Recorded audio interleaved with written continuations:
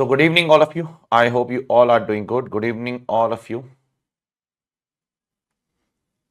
So in the last session we have started with the one last discussion in the chapter of depreciation, and that was 43A. 43A works in a very specific case, that is if you import an asset and there is a foreign currency loan or a foreign creditor. Then in that case the forex gain or loss on the date of payment, not on balance sheet date, shall be adjusted in the WDV of the block of asset. Okay, it will be adjusted in the WDV of the block. Now pay attention please all of you. For that purpose we have done this particular example yesterday. I guess you have written also this example, which says that in the year in which you make no payment, okay, if no payment is made, you are not going to make any adjustment for forex gain or loss. And if the payment is made, if there is a loss, then you will add back to the cost of asset. If the payment is made and there is a gain, you will reduce it from the cost of asset. Okay. So this is the treatment that you are supposed to follow under the income tax law. Now coming back to the discussion. 43A is very specific to imported asset and foreign currency loan. So I would like to ask you all a question. Is it so that the foreign exchange gain or loss only happens in case of imported asset? The answer is no. The foreign exchange gain or loss can happen on many other things. Like for example, the forex gain or loss can happen on many things. Like, let me tell you, it can happen on, say for example, debtors. Can it happen on debtors also? Forex gain or loss. I have sold some goods on what? In foreign currency, in dollars. And today the rate of dollar is 80 rupees. And tomorrow when the payment is received from the customer, at that time the rate of dollar is 90 rupees. So there is a gain of 10 rupees, right? It can also happen on creditors. It can also happen on other outstanding expenses. Yes or no? It can also happen on forward contracts. Can it? Can we have forex gain or loss on forward contract also? Yes, we can. It can also happen on translation of accounts of foreign branches. What do I mean by this? I have a branch in United States. So if there is a branch in foreign country, I have to merge that branch with the Indian head office to finalize the accounts. You would have done this accounting in your CA inter accounting subject. Branch accounting, yes or no? So if the branch is in foreign country and if you are collaborating that branch with your HO, then also there can be forex gain or loss. The point I am trying to say is, forex gain or loss can come on anything, not only on imported asset. Similarly, if I buy an asset is bought from India. Asset is bought from what? India, and there is a foreign loan. Is it possible or not? I am buying asset from Chennai, but the loan is in euro. Is it possible or not? It is possible. Then 43A is not applicable. Why 43A is not applicable? Because 43A is very specific to what? Imported asset. 43A will not be applicable in that case. So forex gain or loss can come on numerous transactions, not only on imported asset and foreign currency loan. So how to deal with all these cases? So the government says that all these cases except 43A, which we have already done yesterday, all these cases will be covered in 43AA. Okay, so there is a separate section 43AA, and in 43AA, what is the treatment that we are going to follow? You are supposed to follow the treatment which you follow in what accounts? So what you do in accounts? First, you record the transaction as per today's date. Then on the balance sheet date, do you revalue? Please tell me. Yes, we revalue on the balance sheet date, recognize the gain or loss as per balance sheet date. Are you clear? And once that is completed, on the date of settlement, then later on in the next year, it might be settled now. So on settlement, again, you have to what? Compare with the rate of balance sheet date and check whether there is a gain or loss. Is it clear? And in accounts, where do you take the forex gain or loss? You take the foreign gain or loss to which account? To the P&L account. Here also you are supposed to take it as a PGBP expense or PGBP income. Okay. You have to take it to the P&L account. The difference between accounts and tax over here is you are supposed to take the SBI rate over here as per ICDS. The ICDS says that to compute the forex gain or loss, you are supposed to take the SBI rate. In technical terms, it is called as telegraphic transfer buying rate, TTBR. You might have heard this term in CA Enter somewhere. It is used somewhere in CA Enter in capital gains. Even in CA final it will come. But as of now, for the sake of simplicity, I am saying it is an SBI rate. So you have to convert all the things as per the State Bank of India rate, relevant rate on the relevant date. Whatever is the buying rate of SBI on that date of transaction or on the balance sheet date, so on and so forth. Okay. So there are two provisions over here in front of us. One is 43A, which is very specific to what? Very specific to these two conditions. If you fulfill these two conditions, on the date of payment, you are supposed to adjust.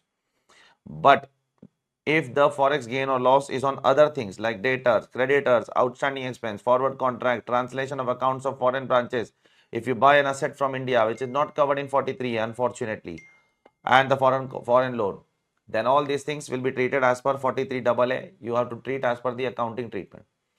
In this, in all these points, there is only one exception. Let me tell you what is that exception. Pay attention on the board, please. In case of forward contract, the ICDS says that you have to settle on the date of settlement. You don't have to settle on balance sheet date. The reason is very simple, because suppose, what is forward contract? Listen carefully. So in here also, forward contract is an exception. Okay. Apart from forward contract, all other cases you are going to settle on balance sheet date and then actually settle on the date of what? Payment and date of receipt. But in case of forward contract, you will recognize the profit and loss in the year of final settlement. The logic is very simple, because in forward contract, what happened? Pay attention, please, all of you. Suppose if I buy some raw material from outside India, listen carefully, please, just wait. Suppose if I have bought some raw material from outside India, today the rate is 70, okay. Now I know that after 6 months, when I am going to make the payment, okay. So after 6 months, I am going to make the payment. That is the credit period which I have taken from my supplier. So today the rate of the dollar is $1 is equal to 70 rupees. I have taken the credit of 6 months from my supplier and I told him that I will be paying after 6 months. And after 6 months, I personally feel that that is my foresee, that is my way of looking at future. I personally feel that after 6 months, the dollar rate would come down, would go up to 80 rupees. Okay. So what generally I would do? I would book a forward at less than 80 rupees if it is possible for me to buy in the market. So I bought a forward at 77 rupees. Okay. Now you know that whatever happens, whether the rate is 80 or 85 or 90, or even if the rate is 72, I have to pay how much? I have to pay 77 only. This is how the forward contract works like. Okay. And therefore, I know that today the rate is 70 and in future, irrespective of whatever the rate would be, I have to pay 77 only, because I have booked a forward on 77. Therefore, the 7 rupee loss is something which I know that I am going to incur. So that loss is to be recognized on the date of settlement. You are not supposed to change that loss on 31st March and then again change that on the date of settlement. Doesn't make sense, because you are aware of that from the very first day, that the loss will be 7 rupees only. There is no second thought about it. Even if the prices of the dollar goes to 100 rupees, my loss is restricted to 7 rupee. So in case of forward contract, you have to adjust it on what? On the date of settlement. Okay. Now just a second, please. Prashant, just wait. Let me complete. So if you come to page number 2.11, just a second, Prashanta, please. If you come to page number 2.11 on the right hand side, let's see when 43AA is applicable. We have seen yesterday when 43A was applicable. So let's see today when 43AA would be applicable. Let's see. Any gain or loss. Any gain or loss is a very, very, very wider sentence. When I say any gain or loss, literally it would contain all kind of forex gain or losses that are possible in this world. But other than 43A, it will not cover 43A. On account of change in the foreign exchange rate shall be income. Any gain or loss shall be what? Income. If it is income, add to the income statement. It is a loss, you can take the deduction as per ICDS 6. Record the transaction as per the rate. So in this case, what is the treatment? Please start your videos. Record the transaction as per the rate on the date of what? Transaction. So if you are purchasing today, record as per today. And then on 31st March, it has to be what? Reinstated as per the rate prevailing on that date. Okay. The way you do in accounts. Just write down in the bracket that in case of forward contract,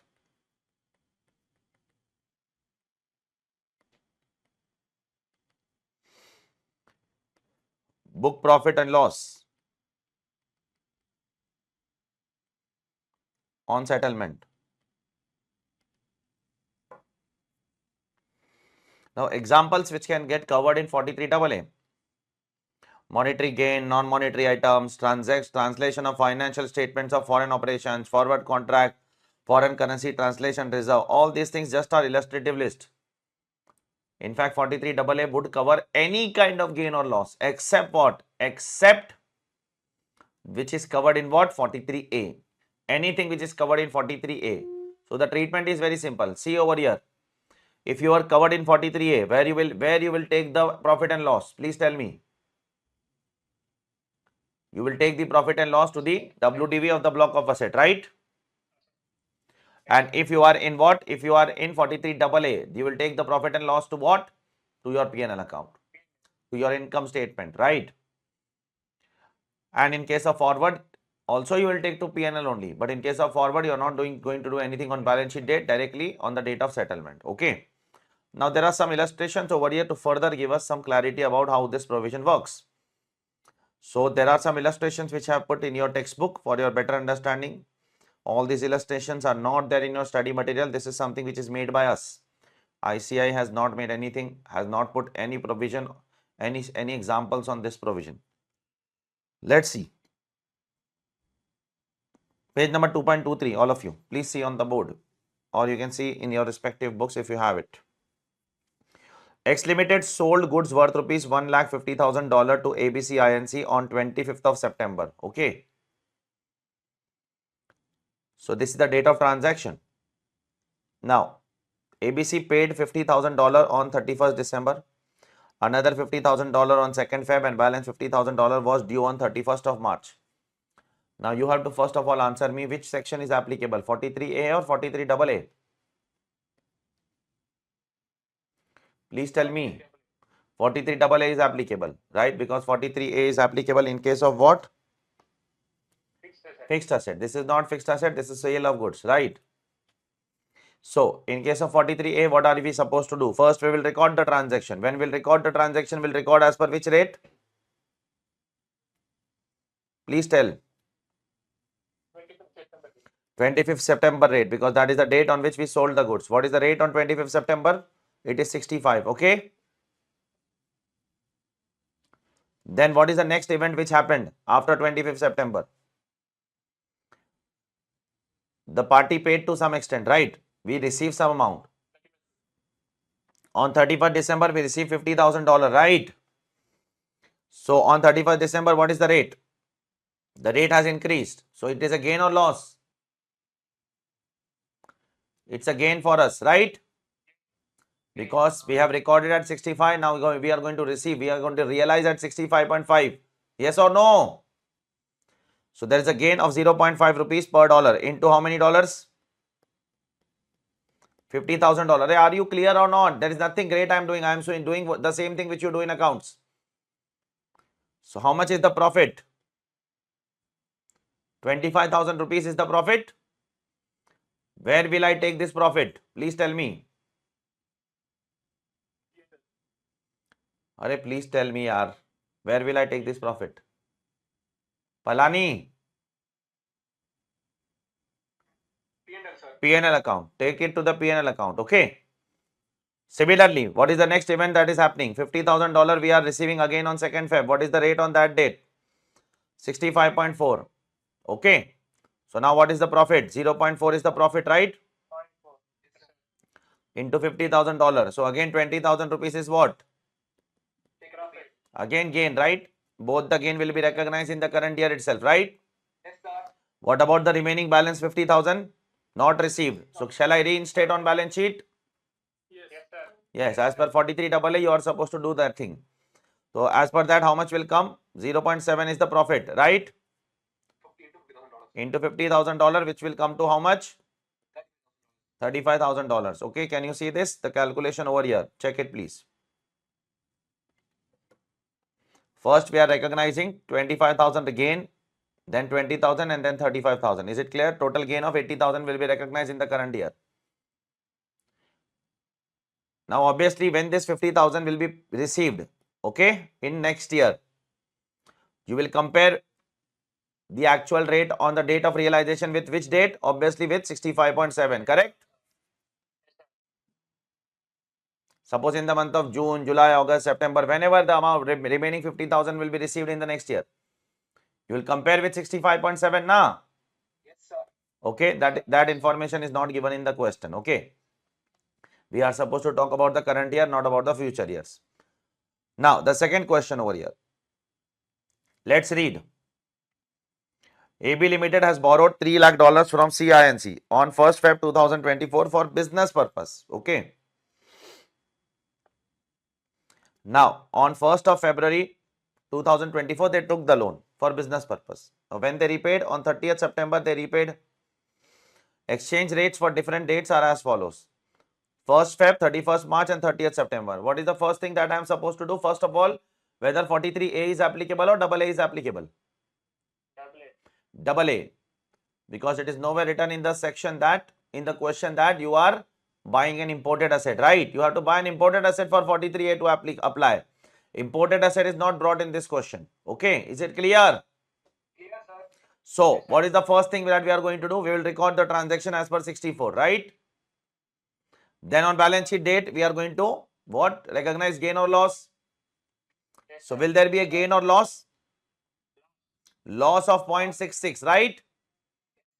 Because earlier we recorded the loan at 60. Now we have to pay 64.66, right? Yes, sir. So 0.66 into 3 lakh. How much it comes to? 1.98 lakhs. Okay, this is the loss that we have to recognize in the current first year. Correct? Now, on the date of payment, further there is a loss. How much loss? 0.23. Correct?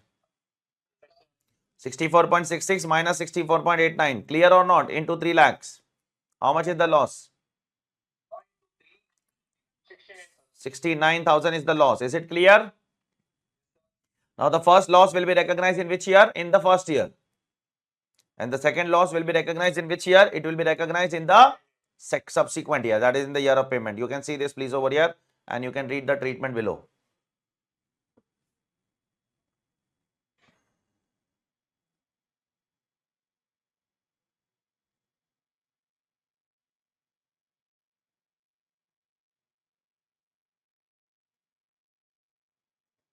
Is it clear?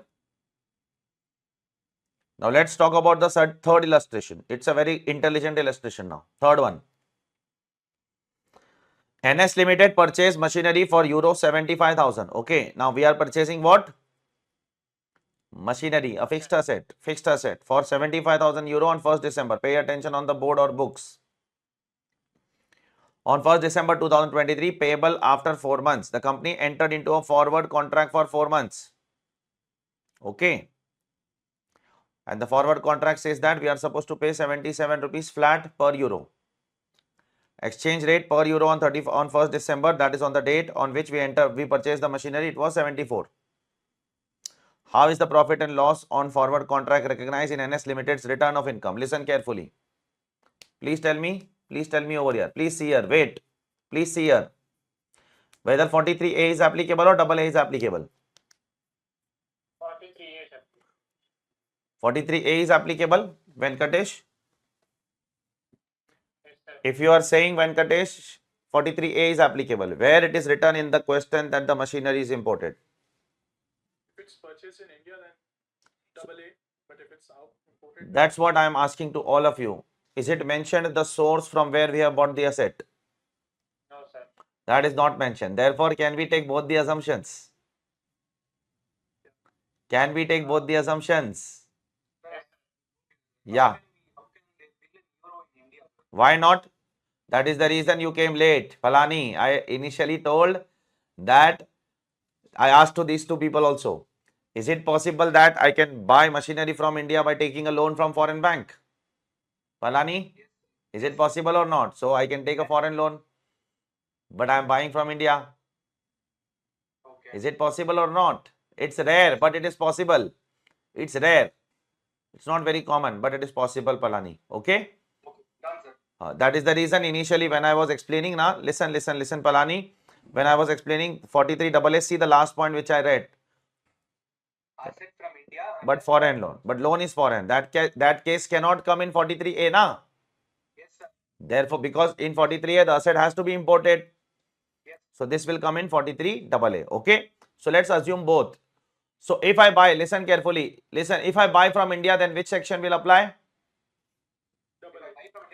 AA will apply. And if AA is applied, where will I recognize the gain or loss? P&L account. And if I buy from outside India, then which section will apply? 43A. Then accordingly, gain or loss will be done. What effect will be given for gain or loss? It will be adjusted in the WDV of the block of asset. You can just go to the solution if you want. Both the assumptions we are making. Okay. Just for the sake of clarity, we are making both the assumptions. In exam, you can make one of the assumptions if you want. Okay. Need not write both.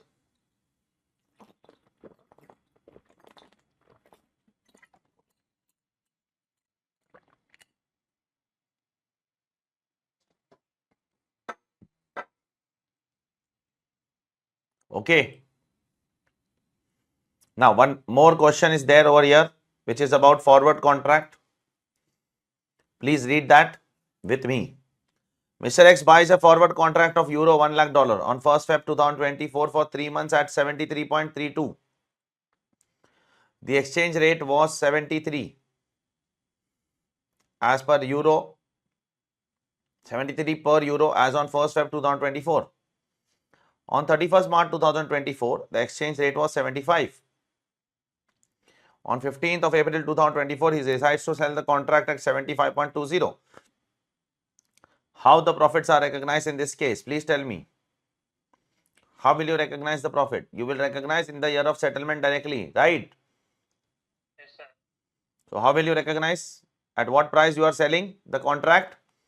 You are selling the contract at 75.20, right? Yes or no?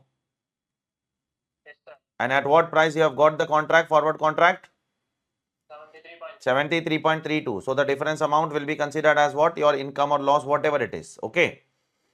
And that will be taxable in the year in which you settle the transaction. And it is settled in 2024-25. That is assessment year 25-26. Agree?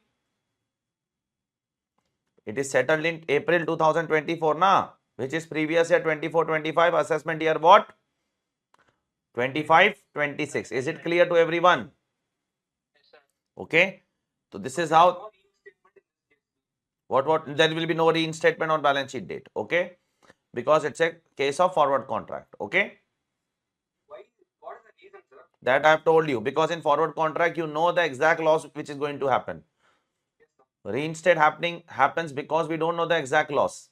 That is the reason we recognize some of the loss in the current year, some of the loss in the next year. But in the forward contract, from the very first day, you know the amount of loss. So that is the reason we'll book directly in the year of settlement itself. Okay. I don't know what treatment you give in accounting standard. I'm not aware of that because I have read accounting standard long back. I don't know the Ind AS implication at all. Little bit accounting standard I might be knowing, not the Ind AS at least. So you have to be very clear in the question that which section is applicable first. If you find imported machinery, imported furniture along with a foreign currency loan, then 43A is applicable. And apart from that, if that is not given, anything else will be covered under 43AA. Is it clear? I hope it is clear. Now we have done almost the entire chapter of depreciation now. There are hardly one or two things which are pending, which I'll be dealing later on the way which I have told you in the previous class also. For example, there is one small ICDS which is pending, and there are some deliberate things which I have left, like some explanations below section 43.1. We have done some explanations, but some explanations we have left, which will be dealing with the chapter of capital gains. Okay. Now, before I go ahead with the next discussion, pay attention, please, all of you. I would like to tell you that where we stand as of now. Long back, I have shown you one chart, that is description of what are the things which are there in PGBP. I'll show you that once again. See on the board, please, all of you. Yes, this one on page number 1.3. The deductions and allowances under PGBP are there under section 30-36 and then 37.1. Section 30-36 talks about two kinds of deductions. One which is available to everyone, another which is available to sector wise. Okay. Now, in the category of deduction which is available to everyone, we have done section 32 and its related provisions. Okay. There are a lot of other provisions which we have to do along with section 32. We have done that, like definition of block, definition of actual cost, definition of what WDV, explanations below actual cost, so on and so forth. There are a lot of content we have done it. So now it is our responsibility to take care of the other provisions given under what? Section 30-36. Okay. So today we are going to do section 30, 31 and 36. Okay. These are the three sections we are going to do today, and if time permits, we will also start with certain provisions of what? Sector wise deduction, if time permit. If time doesn't permit, then we are not going to do that. So right now I am starting with section 30. Pay attention on the board, please, all of you. Pay attention on the board. So what is section 30? These are all small deductions here, nothing great as such. Section 30 talks about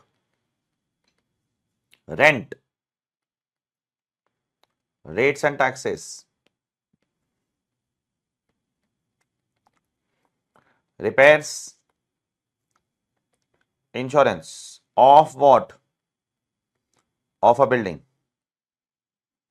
So section 30 talks about four kind of expenses, as you can see on the board: rent, rates and taxes, repairs, insurance of building. Okay. Now pay attention, please, all of you. What is the building used for? Obviously, you should not ask that question at all. The building is used for what? For the purpose of business or profession. There is no second thought in that, right? Building will be definitely used for business or profession. Why should we think about it? Secondly, there can be two possibilities over here, that I am an owner of the building. Okay. I am an owner of the building and I am using that building for what purpose? For the purpose of my business and profession. Yes or no? The second possibility is I am a tenant in the building. I have taken the building on rent, right? And I am using that building for the purpose of business and profession. If I am a tenant, then obviously I will get the reduction of what? Rent which is paid to the landlord. But if I am an owner, obviously I cannot get the deduction of rent. Do you agree? I cannot pay rent to myself now. I am an owner of a building. I am running my own classes over there. Will I get the deduction of rent in that case? No, sir. Not possible. Okay. I cannot pay rent to myself. To pay rent, you need to be a tenant, not a landlord. Okay. You cannot be the owner to pay rent. Therefore, the question of rent does not arise to owners. Okay. The question of rent arises only to tenants. Yes, rest of the three expenses will be available to both of them. Second, if I am an owner and if I pay rates and taxes, okay, then I will get deduction. Secondly, if I am a tenant and if I pay rates and taxes, then I will also get deduction. But there is only one condition that you have to keep it in mind, that rates of taxes are allowed subject to 43B. And if I say it is subject to 43B, means it will be allowed on what? If you have actually paid to the other person, that is to the government. Otherwise, it won't be allowed. It means rates and taxes will be allowed to the owner if owner is paying. It will be allowed to the tenant if tenant is paying. Whomsoever is paying, it will be allowed, provided it is allowed only on actual payment, actual payment, actual payment. It is not allowed on accrual basis. Is it clear to everyone? Yes, sir. It is allowed on payment basis, not on accrual basis. Third one, insurance. Insurance premium will also be allowed to both. Allowed here also, allowed here also. Whomsoever will pay. If I'm an owner of the building, running my own business over there, running my own classes over there, and if I'm making the payment of insurance, I will get the deduction. If I am not an owner but I am a tenant and I am doing my business in the premise of what? Of tenancy, where I don't own the premise, then also if I make the insurance premium payment, I will get the deduction. Okay, no harm in that. And the fourth and the last expense. Okay, you will get the deduction of repairs over here, but the thing which we have to keep it in our mind, the repairs over here will be supposed to be a revenue repair. Revenue repairs will be allowed as deduction if the owner incurs revenue repair on his building and does business in that building, or if the tenant incurs revenue repair in the building and does business in the building. Both of them will be allowed a deduction of revenue repair and revenue repair. Capital repairs will not be allowed as deduction. Is it clear to all of you? I'll come to that. Okay, what is revenue repair? What is capital repair? I'll come. Okay. So now if somebody has asked, anyways, it is my duty to explain, and I was about to explain what do I mean by the term revenue repair. Revenue repair means something, just an accounting definition you have to apply. There is no specific definition under tax as far as revenue repair is considered. What is revenue repair? Which does not increase the capacity of the assets. Okay. Which is just a normal repair which is done for wear and tear of the property, to improve the wear and tear of the property. Say for example, I am doing some kind of painting work or some small renovation, or some there is some problem in the flooring, so I am changing some floorings. There's some problem in the ceiling, so I am making some plaster in the ceiling. It's a revenue repair. It is not going to increase the capacity of the asset. Now, what is capital repair? Capital repair is anyways not allowed over here. Okay, so why should I talk about it? But I have to talk about it. Sir, what will happen if a capital repair is incurred? Listen carefully. Suppose I am the owner of the property and I incur a capital repair of 50 lakh rupees. What have you done in that? I have made an extra floor in my building. Okay, pay attention please. Here you have to pay attention. I have made an extra floor in my building. Sir, will I get the deduction? Now listen carefully. I would like to ask you all, if I am an owner of a building in which I am running my own classes, in which I am running my own CA practice, okay, I am doing my own business or profession, will that building be there in my block of asset or not? Will that building be there in my block of asset or not? Yeah, I am the owner of the building, I am using it for business. Will that building be there in the block of asset or not? It will be there, right? So you have to add that to the block, right? Add this capital expenditure to the block and claim what? Claim depreciation under section 32. Is it clear? Is it clear?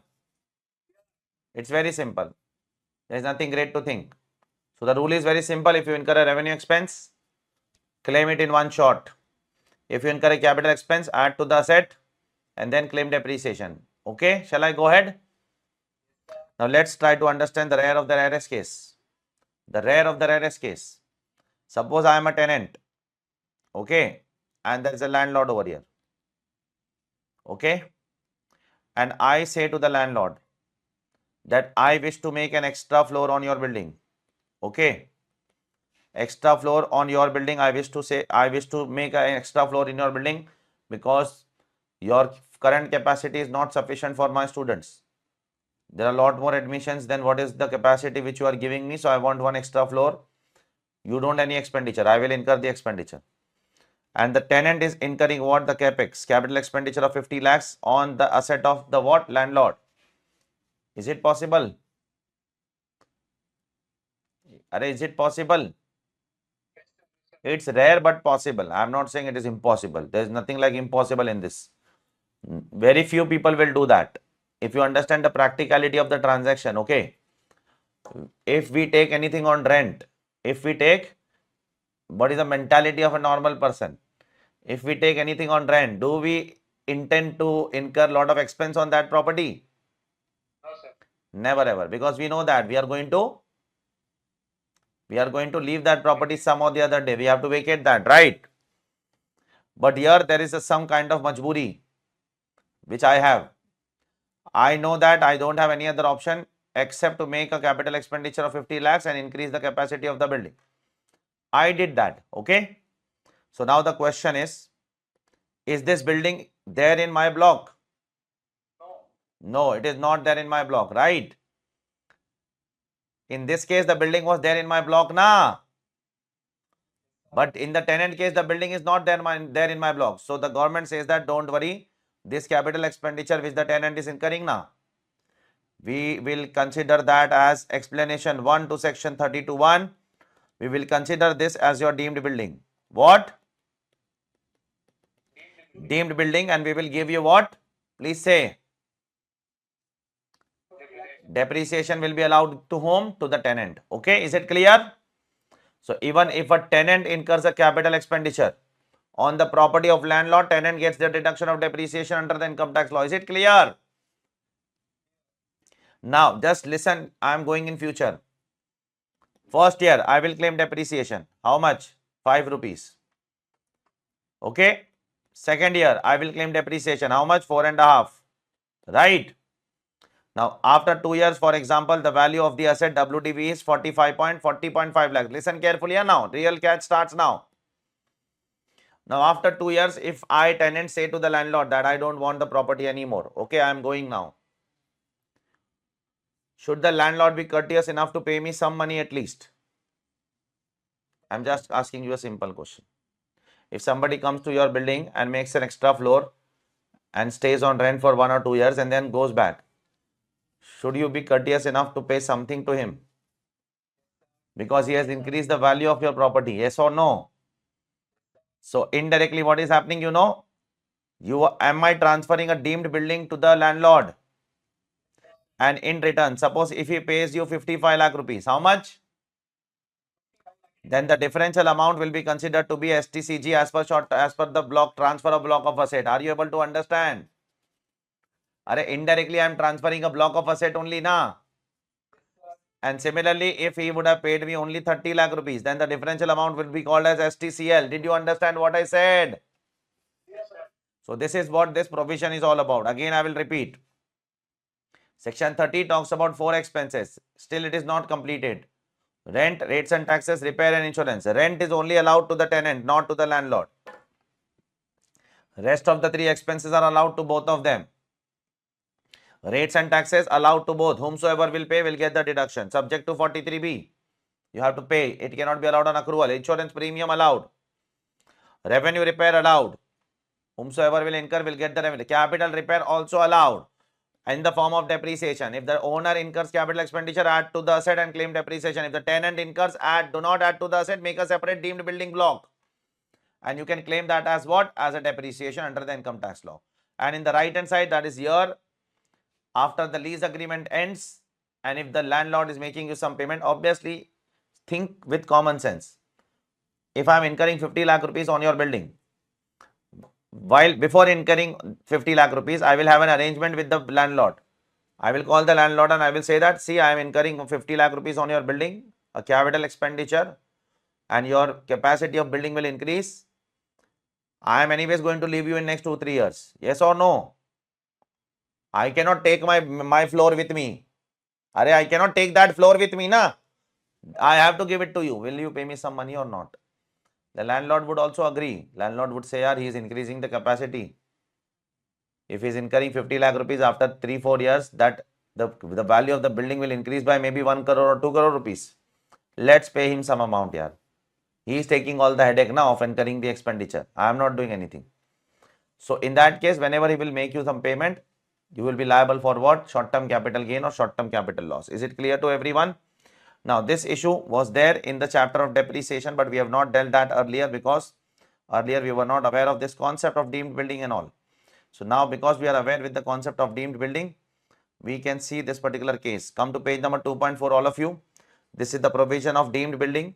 This applies when a tenant incurs a capital expenditure on the property of what? On owner. Okay. And then there is an illustration below. Just go through it once.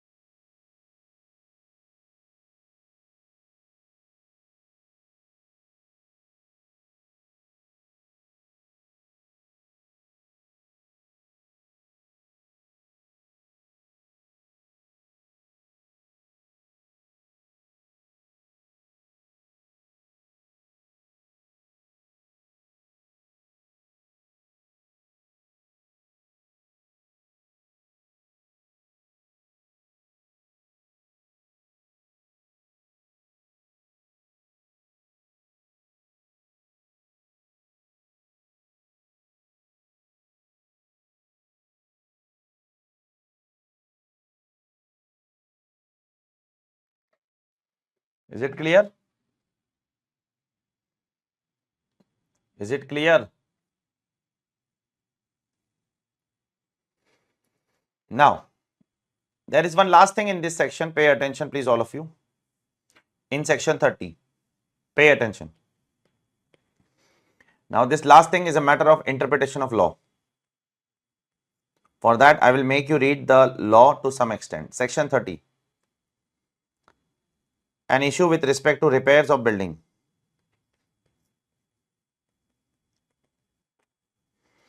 I am a tenant. I am incurring some repairs. Which repairs? Revenue repairs. Will I get the deduction? The answer is yes. But before claiming the deduction, read the text properly. Read the text. Which text? The text of the law. Obviously, it is written in the law, na? I am not saying anything out of myself. We need to read the text of the law properly. What exactly it is written before and after the word repair, when it is allowed. Let me make you read. Pay attention on the board, please, all of you. Now, this is your section 30 and this is the point of your repairs. So, I am just reading it. Pay attention. Apart from rent, this section allows deduction in respect of expenses incurred on account of repairs to building.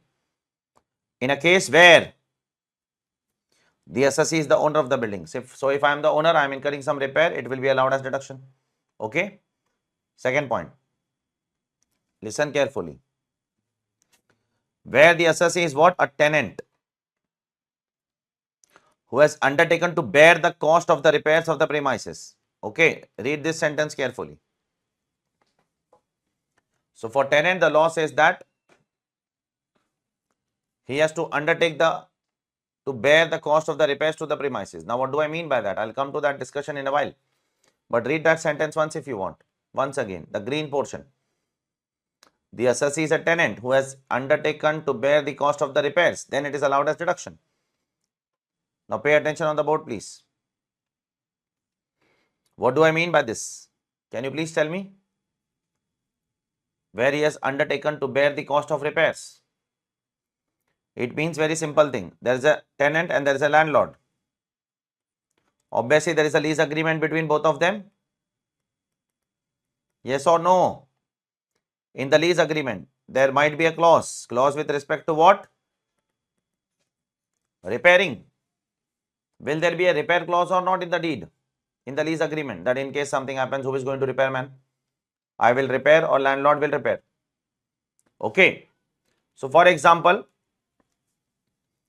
if you want the deduction, if the tenant wants the deduction, it has to be written in the agreement that tenant has to write in the agreement that I undertake to what? Say, bear the cost of repairs. Then only the deduction will be allowed to whom? Say please, to the tenant. Otherwise, it won't be allowed to the tenant. There are two possibilities now. That either I will write that I will undertake to bear the repair, or the landlord would say the landlord will undertake to bear the repairs. Either of the two has to bear now. There is not a third person who is going to come and bear the repairs. Therefore, you will be allowed the deduction of repair. There is a condition. The government is not writing. Listen carefully. This is the matter of playing with the words. The government is not saying the tenant would be allowed the deduction of repairs, full stop. No, no, no, no, no. There is no full stop over there. The government says he will be allowed the repair if he undertake to bear the cost of repairs. Undertake means what? What do I mean by undertaking? Agreeing, giving a declaration, right? So, if I am writing in the agreement, is it a declaration or not? So, you have to make it mention in the agreement. Okay, then only you are going to get the deduction in section 30. Otherwise, you are not going to get. Okay. Okay, sir. Now, I would like to ask you one question based on this now. Okay, pay attention on the board, please, all of you. Long back, around 10 years back, in 2013, what happened, I will let you know. In Mumbai,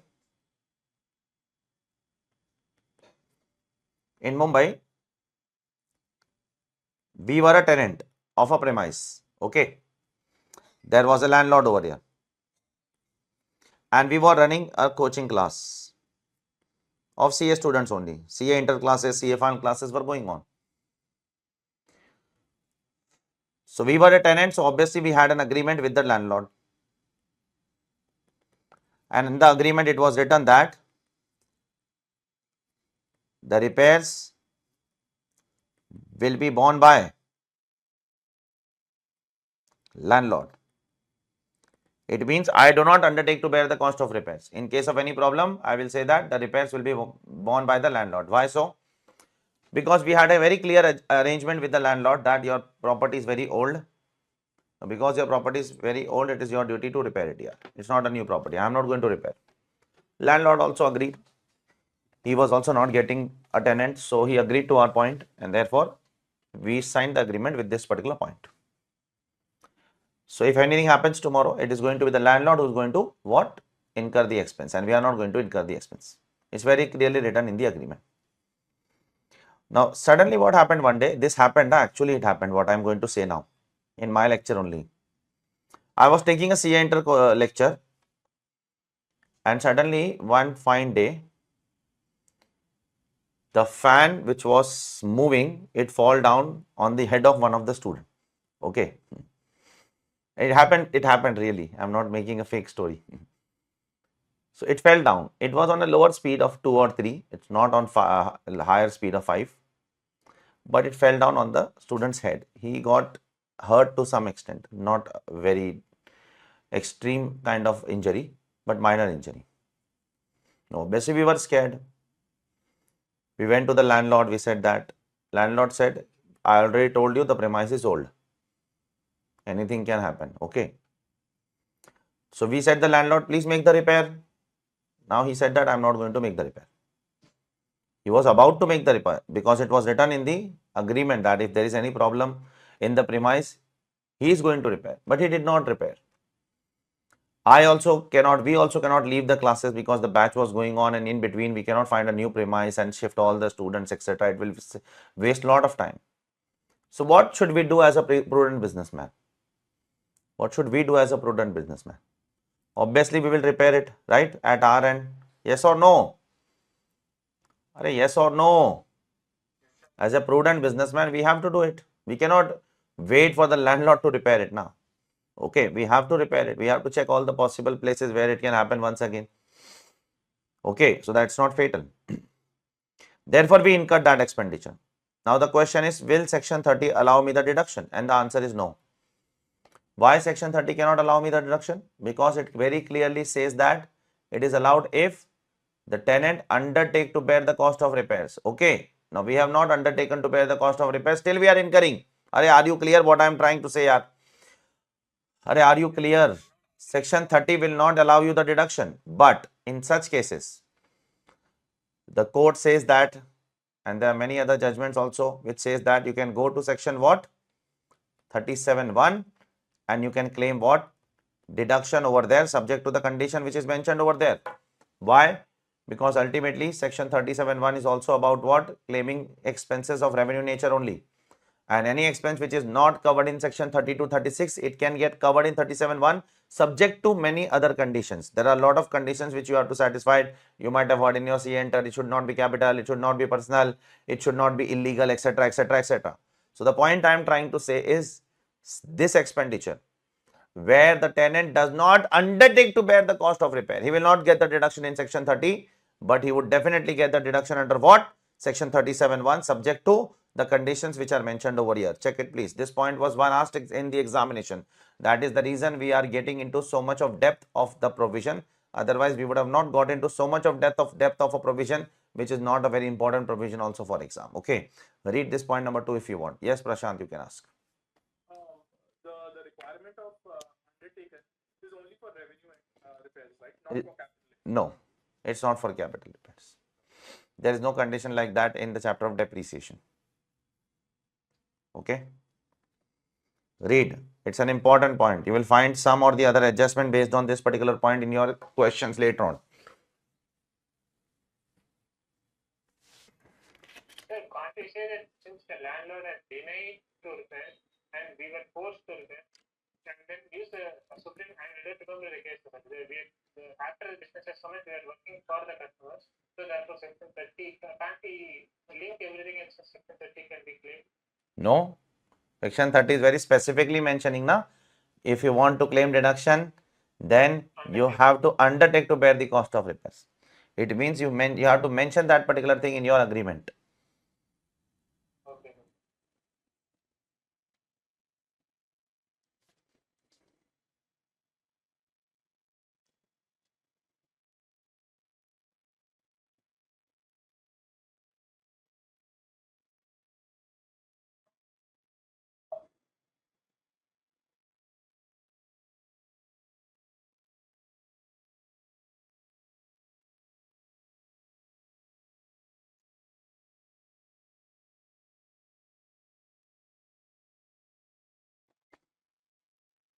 Is it clear?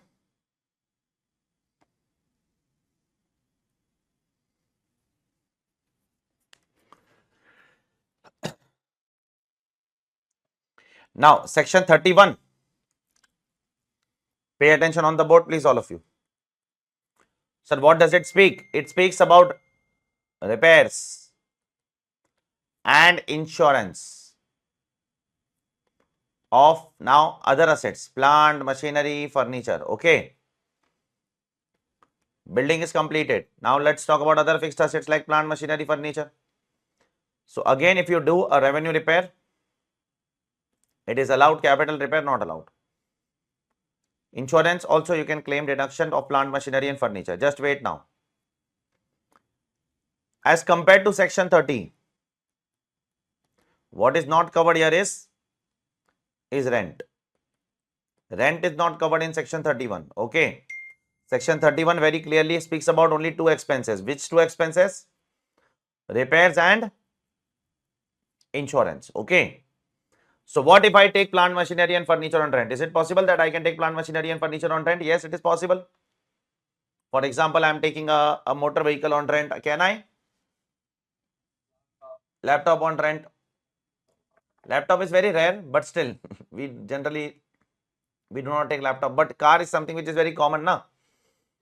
So we take common. We'll take some common expenses only.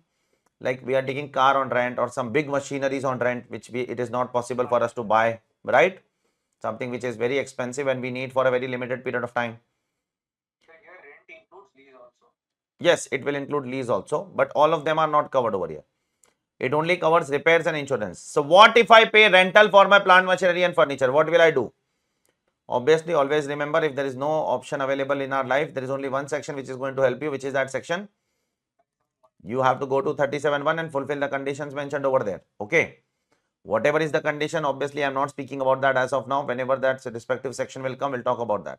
Just read it this. It's a very small section, nothing great as such.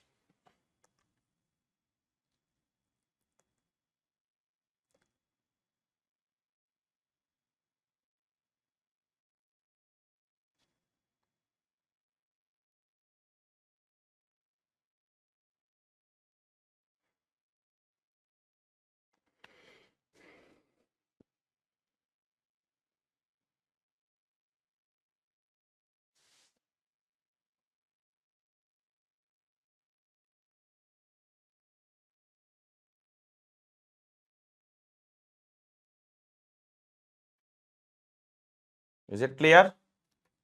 Yeah. Shall I go ahead? Now, let's move on to section 36 now directly. In between, we are skipping few sections as of now, like 33, 34, 35. All of them are based on what? Sector-wise deductions. So, whenever we will be doing sector-wise deduction, maybe at the later half of today or in the next lecture, we'll be dealing with that provision. Shall I go ahead, beta? Now, let's talk about section 36.1. Pay attention on the board, please. Again, a specific deduction which is available to every kind of assessee who is doing business or profession. So again, there are certain small expenses. We are supposed to deal them one by one. See on the board, please, all of you. You have to pay absolute attention on the board now, please. Please. How to read this section? Number 36, subsection 1. And then there is clause 1, clause 1b, clause 2. Okay? Now it is your responsibility and it is your headache whether you want to remember the clauses or not. I would not emphasize on that. Okay? Not very important to remember. Just remember that it is what? Section 36(1). You may or may not remember the further bifurcation of clauses. Please see here, all of you, please. Now what we are incurring? We are incurring again insurance premium. For what? For security of stocks. Does business pay insurance premium for security of stocks or not? The answer is yes. Against the risk of damage, destruction, etc. Like example, right now what is happening in Delhi and the nearby area of Delhi? There are huge floods, right? Because of the over flooding of Yamuna river. Are you aware or not? So there is over flooding of Yamuna river in Delhi and in the nearby area, Gurugram, you can say Ghaziabad and many other places. So there are so many businesses who are getting affected. There are so many personal lives and personal wealth which is getting affected because of that. So if you are doing any kind of insurance for what? Your stock, you will be allowed what? The deduction of that insurance premium under business and profession. Okay. Let's go ahead with the next one. Pay attention over here, please. Don't read. Listen. I am an employer. You are an employee. Does employer take health insurance premium for their employees? Why? So that if tomorrow the employee is unwell, the employee can go to a hospital without any hesitance. They can get admitted and they should not be worried about the bill of the hospital, right? Because the health insurance premium will take care of it. It's a mediclaim which is taken by employer for employee, right? So that is also allowed as a deduction to the employer, because for employer it is a cost, right? If I am an employer, you are an employee, I am taking a health insurance premium for you. So I am incurring an expense for you now. For me it is a cost. Is it allowed? Yes, it is allowed. Under section 36(1) clause 1b, there is only one small condition which you have to keep it in your mind. That is, you can highlight also if you want, it has to be other than cash. It should not be in cash. If the employer makes the payment in cash, then it will not be allowed as deduction. It has to be other than cash. Any mode would be allowed. A bearer check, an account pay check, a GPay would be allowed, UPI payment would be allowed, Paytm payment, everything would be allowed. But don't make the payment in hard cash. Okay. Hard cash payment is not allowed under this clause. Okay. The third one, pay attention please. I am an employer, you are an employee. Listen carefully. And I am making the payment of bonus or commission to you. Okay. Now this is a very interesting point. Pay attention on the board, please, all of you. There is an employer over here. There is an employee over here. And this employer is giving some bonus or commission to whom? To employees. Then it is allowed. But there is one condition over here. It is subject to again what? Section 43b. It means it is allowed if it is what? Actually paid. Okay. If you have paid, then allowed. It is not allowed on what basis? Accrual basis. Is it clear to everyone? It is not allowed on accrual basis. It is allowed on payment basis, payment basis, payment basis. Okay. Now listen carefully. How a private company used to manipulate this provision. Listen carefully. Private company. There is a private company over here in which there are 4 shareholders: A, B, C and D. All of them are equal shareholder. 25% shareholding, 25% shareholding, 25% shareholding, 25% shareholding.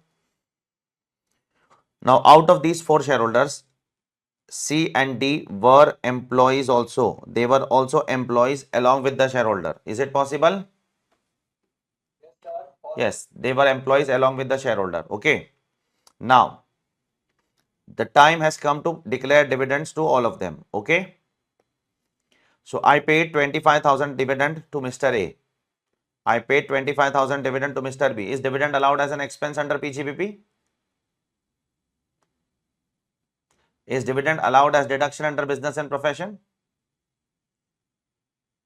You don't have to think so much. No, I am talking as an expense. Is it allowed as an expense to the business assessee? No, sir. Allowed or not? Vignesh? No. I am not getting your voice. Allowed? How can it be allowed, Vignesh here? It's an appropriation of profit. How it can be allowed as a deduction?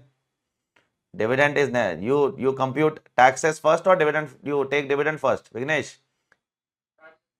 So how then you are taking the deduction of dividend or you are not taking the deduction of dividend?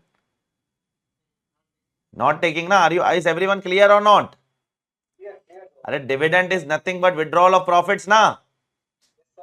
And dividends can be declared from post-tax profits, na? Dividends are never allowed as deduction, Vignesh. Therefore, literally speaking, dividend is not allowed as deduction. Now listen carefully what exactly he is doing. Paying 25,000 to A, paying 25,000 to B. See here. How much dividend shall I pay to the third one? Please tell me. I am more sleepy than you, Prashant. Okay, but I am keeping my eyes wide open. Okay, you also have to. You also have to pay attention. Get a tea, get a coffee, get some spray which you can put on your face, or tell your son to spray on your face again and again. Okay, take a water pump and tell him to spray it on you. It's okay, no issue, it happens. I understand. I am also sleepy because the time is so weird now. 6:30 in the evening. It's a time to chill, right? It's a time to relax where we are struggling, where we are working so hard. For me, it's easy because for me, I don't have to apply much mind, right or not? I have to come here speak because I know everything it is there in my mind. For you, it is difficult because you have to focus. You have to pay attention. I agree. But still, pay attention. How much dividend practically I should give to C and D? 25,000 only, right? Obviously, all of them are equal shareholders. You have to pay equal dividends to all of them. But now here I am doing tax evasion. See how? I am paying 5,000 dividend to Mr. C and 5,000 to D. Okay? Only 5,000. And remaining 20,000 I am showing that as bonus. Are you able to understand that what I am trying to do? What will happen because of this? Because of this 40,000 I am treating that as what? Bonus, which is nothing but what? An expense which will go to P&L account, right? But eventually, if you see the substance over form, is this a bonus or is it a withdrawal of profit only? It's a dividend portion only. If this would have been 25,000 and this would have been additionally 40,000, I would have considered that as a bonus. Are you clear? But you are showing disparity in dividends. Right? Dividends are always given equally to all the shareholders. Yeah, even if you are Mukesh Ambani, na, you are not going to get some extra dividends, right or not? You are going to get a proportionate dividend only what you deserve. You cannot get extra dividend because you are a big shareholder. Everybody would get same dividend. Here we are trying to manipulate the income tax law by showing lesser dividend and transferring that dividend as what? To a different account by the name called as bonus. The government says that not allowed. Where it is written, sir? Let me show you where it is written. Pay attention on the board, please, all of you. On page number 3.3. Bonus and commission 3612. The example is there in the book. You don't have to write it down, okay? These are deductible in full, provided the sum paid to the employees as bonus or commission. Listen carefully now. Listen carefully. Shall not be payable to them as profits or dividend. Okay. So that 40,000 which I am paying, is it payable in the form of profits or not? It is payable in the profit, right? So we are transferring that amount to bonus, na? Then it is not allowed. It shall not be payable to them as profit or dividend if it had not been paid as bonus or commission. It is a provision intended to safeguard against a private company or an association escaping tax by distributing a part of its profits by way of bonus among the members or employees of its own concern instead of distributing the money as what? Dividend or profits. Is it clear? Therefore, if you want the bonus, now you want the employee to be given the bonus, give now. I have no problem, give. But then first give equal dividend to all of them. Okay? After that, you give whatever you want to give. Is it clear or not? First give equal dividend and then give whatever bonus you want to give to your employees. We don't have any issue in giving bonus. But you cannot show disparity. You cannot transfer the dividend portion to what? As bonus portion. It will not be allowed as deduction. Is everyone clear? Please tell me. Yes, Palani, say. What is the confusion? Tell me. I'll again read it. These are deductible. These means what? Bonus or commission are deductible in full, right? Provided the sum paid to the employees. How much is the sum paid to the employees in case of C and D? 40,000. As bonus or commission we are paying? Shall not be payable to them as profits and dividend. Can I say that 40,000 which you are paying to C and D is actually payable like profits to them? That's what it wants to say. The bonus amount which you are paying them, it should not be payable to them as profits and dividend.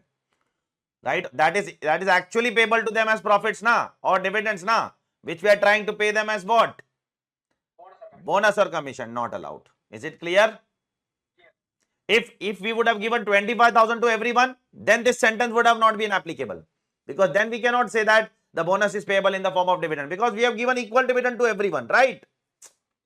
Then that bonus is a genuine bonus, okay? But the company will not do that, because if they pay more of the bonus, then obviously their profits will fall, their accumulated profits will fall. They don't want to fall their accumulated profits also, and they don't want to pay dividends also, and they want deduction also. They want everything at their end. Yes, so they can easily do not. See now, please pay attention. Please pay attention. They can do one thing now. They want deduction only now. They want fair deduction, right? Pay 25,000 to everyone, right? And then pay bonus. Now, why are you not doing that? If you do that, you will get the deduction of bonus or not? But they will not do that, because while doing that, their profits will fall now. Your accumulated profits will fall. And because of that, your net profit will also fall. And because of that, your value of shareholder will fall, net worth will fall. Yes or no? They will not do that. They don't want to bear an extra cost also, right? And still they want to what? Save the tax by giving what? Your dividends as your bonus. Okay, are you clear? I hope it is clear to all of you. So, next deduction is a big one and a very important one in 36.1, which we have already had a glimpse earlier of 36.1.3, right? We had a glimpse of this section earlier, okay? So, what is this section all about? Interest on borrowed capital. Can a business in today's time run without this section? It's impossible almost, okay? There is hardly any business which do not have what? Debts. It's hardly any business, right? Every business, whether it is big or medium size, maybe in small business there is no debt. Maybe if it is a very small business, there is no need to have any debt. But if there is a medium sized business or if there is a large business, 99.9% of the cases there will be a debt, okay? And we are fortunate enough in India that at least our government gives us the deduction of what? The borrowing cost. There are many countries in this world where they discourage taking debt. It means there are many countries in which they don't allow you deduction of what? Interest. I'll be talking about that in the international taxation. That what type of countries do not allow you interest cost. And they encourage what kind of financing. Okay, I'll be speaking that sometime later. But I'm talking about Indian income tax law as of now. I'm not going internationally as of now, at least for the first 60 to 70% of the portion. The later 30-40% of the portion will be talking about international taxation. So what is the condition for 36.1.3, sir? What is the condition for claiming deduction? It's very simple. You have to borrow capital. That is, you have to borrow money. After borrowing the money, you have to use it what? For business or profession. And then on that particular borrowed capital or money, you have to pay what? Interest is paid or payable. So the law is very simple. There is no complication in the law. It is not technical enough. It is very straightforward section. Interest on borrowed capital used for business and profession shall be allowed as deduction. Full stop. It just says a single sentence. That's it. But this sentence has great litigation in practical life. The very first thing which we need to analyze over here is borrowed money means what? Borrowed money means something which you have borrowed here. Borrowed means what? You have to return or not? Should there be an element of refund or not? We have to return it. Otherwise, it cannot be called as what? As borrowed money. There has to be an element of refund, first thing. Second thing is a very, very big sentence. Where there are plethora of judgments, there are plethora of disputes and litigations. It should be used for the purpose of business and profession. Listen carefully. What do I mean by this phrase? What do I mean by this phrase? It's a very larger phrase. It should be used for the purpose of business and profession. In business, so we can use the money for a lot of things, yeah. I would like to ask you all some questions now. If I take a loan to pay salary to my employees, will I get the deduction of interest? Yes, it is used for the purpose of business. Likewise, I am asking you some questions, even though the phrase used for the purpose of business is not defined under the income tax law. Similarly, if I take a loan for the purpose of paying what? My suppliers, will I get the deduction of interest? Why not? It is used for the purpose of business and profession. If I take a loan to buy a fixed asset, will I get the deduction? Yes, but the condition is you have to put to use the fixed asset, right? Because till the time you don't put to use, what will happen with the interest cost? It will be added to the cost of asset and then you can claim depreciation. Is it clear? Yes, that is for that there is a proviso in 3613 if you remember. Do you remember that? I have shown you that while teaching you Challapalli Sugar Mills Limited, etc. that there was one proviso below 3613. I'll show you once again now today. So the proviso says that you can use the loan for asset also. We have no issue in that. You can take a loan, buy building, plant, machinery, furniture, whatever you want to do. But you have to put to use if you want deduction in the P&L account. If you don't want deduction in P&L account, don't worry. You can capitalize to the cost of asset till the time you put to use. Okay. Now, let me ask you some questions now. Some practical questions. You can apply your logic and answer. Need not require any practical exposure, but apply your common sense and logic and answer. If I directly say now, you will not remember for a larger period of time. But if I create the situation, ask you a question, then you make a mistake, then you will remember it. Suppose there is lot of loan which I have already taken. Lot of loan. Now I am taking further loan. Already I have taken lot of loan. There is a debt equity ratio of 3:1. I am Adani. I am who? Adani Enterprise. Adani Enterprise is into a high debt equity ratio or not? They are into a very high debt equity ratio, very dangerous for the company. Likewise, Reliance Industry is in a very, I guess that is a 100% debt free company now. Reliance Industry, no debt at all. For such a big group, understand, there is no debt only. That is the efforts which they have been putting for the last 40 years. They have not grown suddenly like Adani. We all know that how Adani has grown suddenly. There is a huge amount of debt. So my question to you all is, can the officer say that? Now if you take any debt, now I am not going to give you the deduction. Can officer say that? Please tell me. No, the officer does not have any right. The law says very clearly what is the duty of the officer. The duty of the officer is to check whether the money is borrowed. He has to check where that money is used. And he has to check whether the interest is paid or not properly. Okay, that's it. And Adani is not defaulting in making the payments. Let me tell you. He has not defaulted in making payments to the banks. He has taken loans, excessive loans. But he has not defaulted. He has always made the payment on time. He might have defaulted in 1 or 2 cases. Otherwise, his credit score is very good.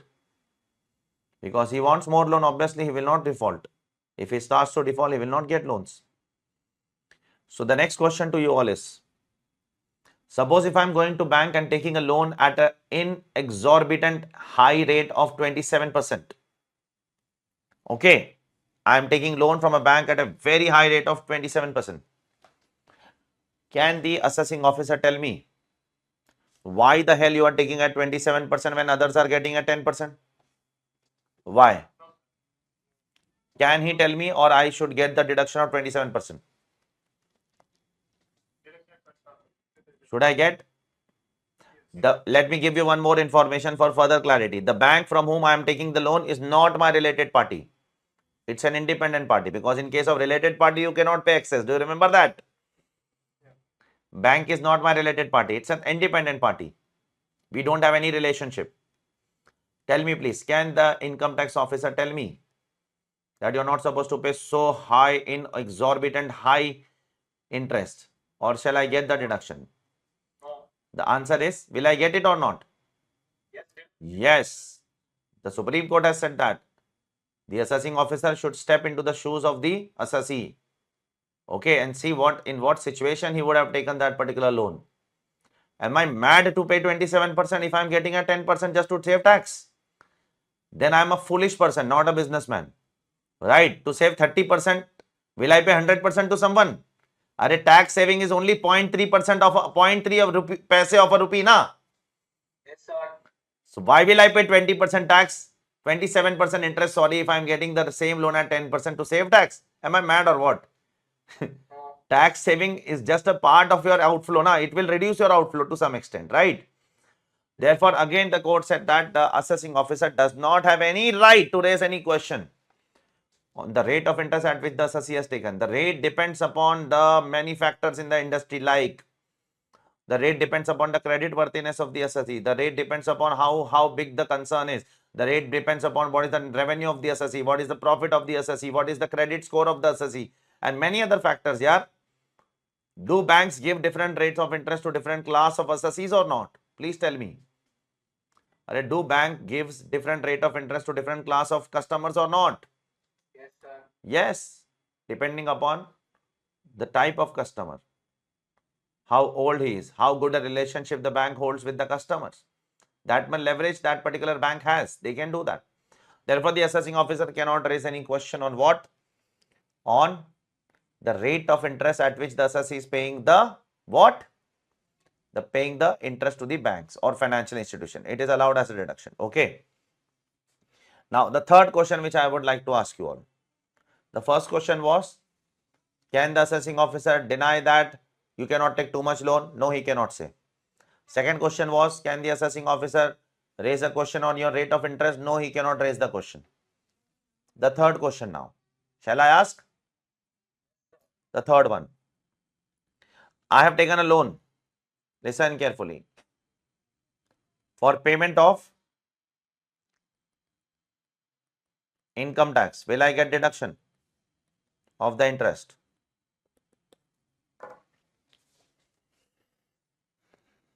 I don't have money to pay income tax, so I took a loan to pay income tax. Will I get the deduction to pay? Will I get the deduction?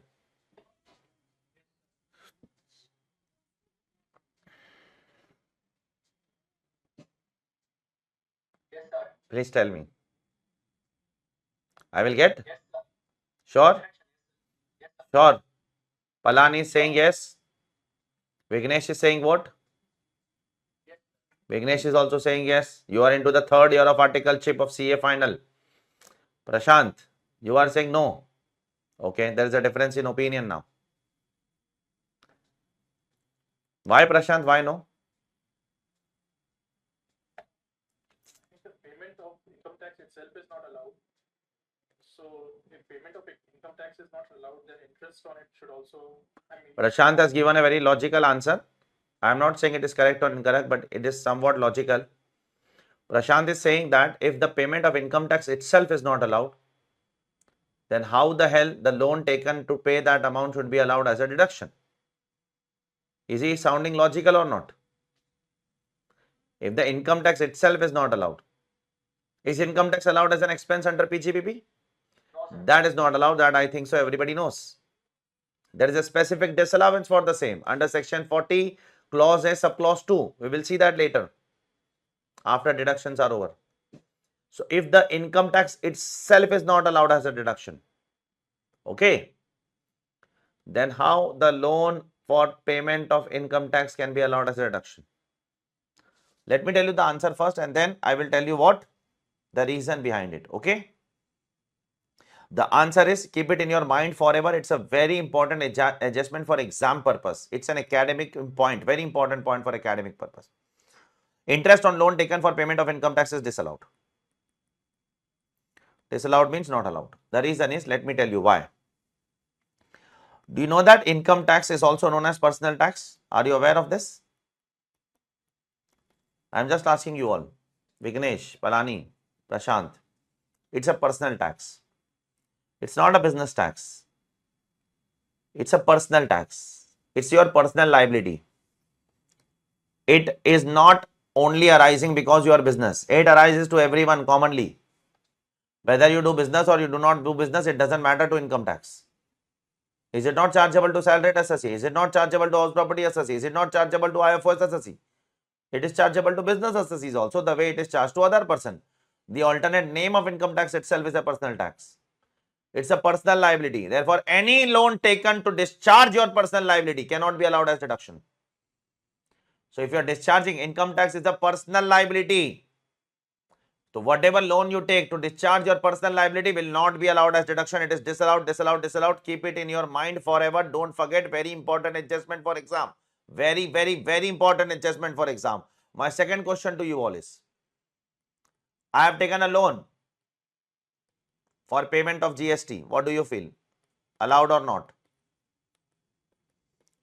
You have come over here to learn. If you don't know the answer, it's good. It's fine, yeah. You have come to learn over here. You have not come over here by learning somewhere and then you are coming over here to test yourself. No, no, no. You have come to learn. Don't worry. You have to just make an assumption and tell what is your view. Your view might be correct. If it is incorrect, it's all well and fine. If I have taken a loan for payment of GST, will it be allowed as a deduction? Please tell me. And the answer is, it is allowed as a deduction. Why? Because GST is considered as what? As a business tax. It's a business liability. It's not a personal liability. And as against this, do you remember that income tax is not allowed as a deduction, but is GST allowed as a deduction under PGBP? Is GST allowed as a deduction under PGBP or not? I'm just asking you. Are into third year of your articleship. No, sir. It is allowed as a deduction, Palani, for your kind information. Okay. Suppose, let me ask you, how much fees you have paid me, Palani? Say 12,000 rupees, for example. Okay. So that 12,000 rupees, does it include GST? Yes. Yes, this 12,000 rupees includes, say, 1,500 rupees GST. Okay. Now, is that 1,500 my income? No. No, but still I have credited to my P&L account, right? Because my gross fees is 12,000. Now, can I debit that GST on the debit side of P&L and claim that as a deduction? Yes, sir. Yes, it means you are getting what? Deduction of what? GST. Are you clear? Yes, sir. So GST is allowed as deduction. Why? It is a business liability. It's not a personal liability, for your kind information. As against this, income tax is not allowed as a deduction. It's your personal liability. And at the same time, similarly, if you take a loan for income tax, interest will not be allowed. If you take a loan for GST, income tax will be allowed as a deduction. Is everyone clear? Please tell me. Yes. Please tell me. Yes, sir. Now pay attention. Further things which I would like to ask over here. There was one assessee by the name called as SA Builders Limited, Supreme Court judgment. This was the assessee who took some loan, huge amount of loan. Huge loan was taken, say for example of 10,000 crores. Say 10% rate of interest. Now later on this loan was diverted to some portion of that loan, say 7,000 crore loan was diverted to a sister concern. Sister concern means to its subsidiary, etc. It was diverted. Okay. So now the question is, will the assessee be allowed deduction of interest on the entire loan? Or the AO can say, you have diverted 7,000 crore to your sister concern, therefore I will do what? Proportionately, say na, disallow your interest. Okay. So that is the issue which came up in front of the Supreme Court in 2000, not in 2000, even before that. It was an old case. So the Supreme Court came up with a conclusion, and the Supreme Court said that every diversion of fund to a sister concern is not a tax evasion. You have to look into the facts and circumstance of every case. If the diversion is done to sister concern and the sister concern is using that money for the purpose of business and profession, then it shall be allowed to the assessee. and if the diversion of the fund is done to the sister concern and the sister concern is using for the personal benefits, maybe for the benefits of the directors, okay, or for the benefits of the promoters, for the personal benefits, then it should not be allowed as deduction. It is a general practice in the industry that generally a company which is a bigger company has a higher probability of getting loans from the banks as compared to a company which is a newly formed sister concern. Like for example, Reliance Industry Limited, it's a 45-year-old company, but Reliance Infocom, it's an 8-year-old company. And Reliance Infocom, under which Jio comes, right? Under which Jio mobile phone, etc., all those things comes. It's a subsidiary of what? Reliance Industry, 100% subsidiary of Reliance Industry. So if today Jio wants loans, Jio has less credit worthiness in the industry, less past experience in the industry of taking and repaying loan as compared to what Reliance Industry has. So if Jio wants money, what does company do? The Reliance Industry takes the loan and divert the funds to Jio, and then Jio will use it for what? For the purpose of business. So every diversion of fund is not tax evasion. That is what the court has to say. You have to see the commercial expediency in doing so. What was the reason that the company is diverting the funds? And you have to look into the facts and circumstance of every case and then decide whether diversion of fund is what? Is a tax evasion or not. So you can come to page number 3.3 and you can read this beautiful case law which is over here from year till year. Read it once if you want. Page number 3.3.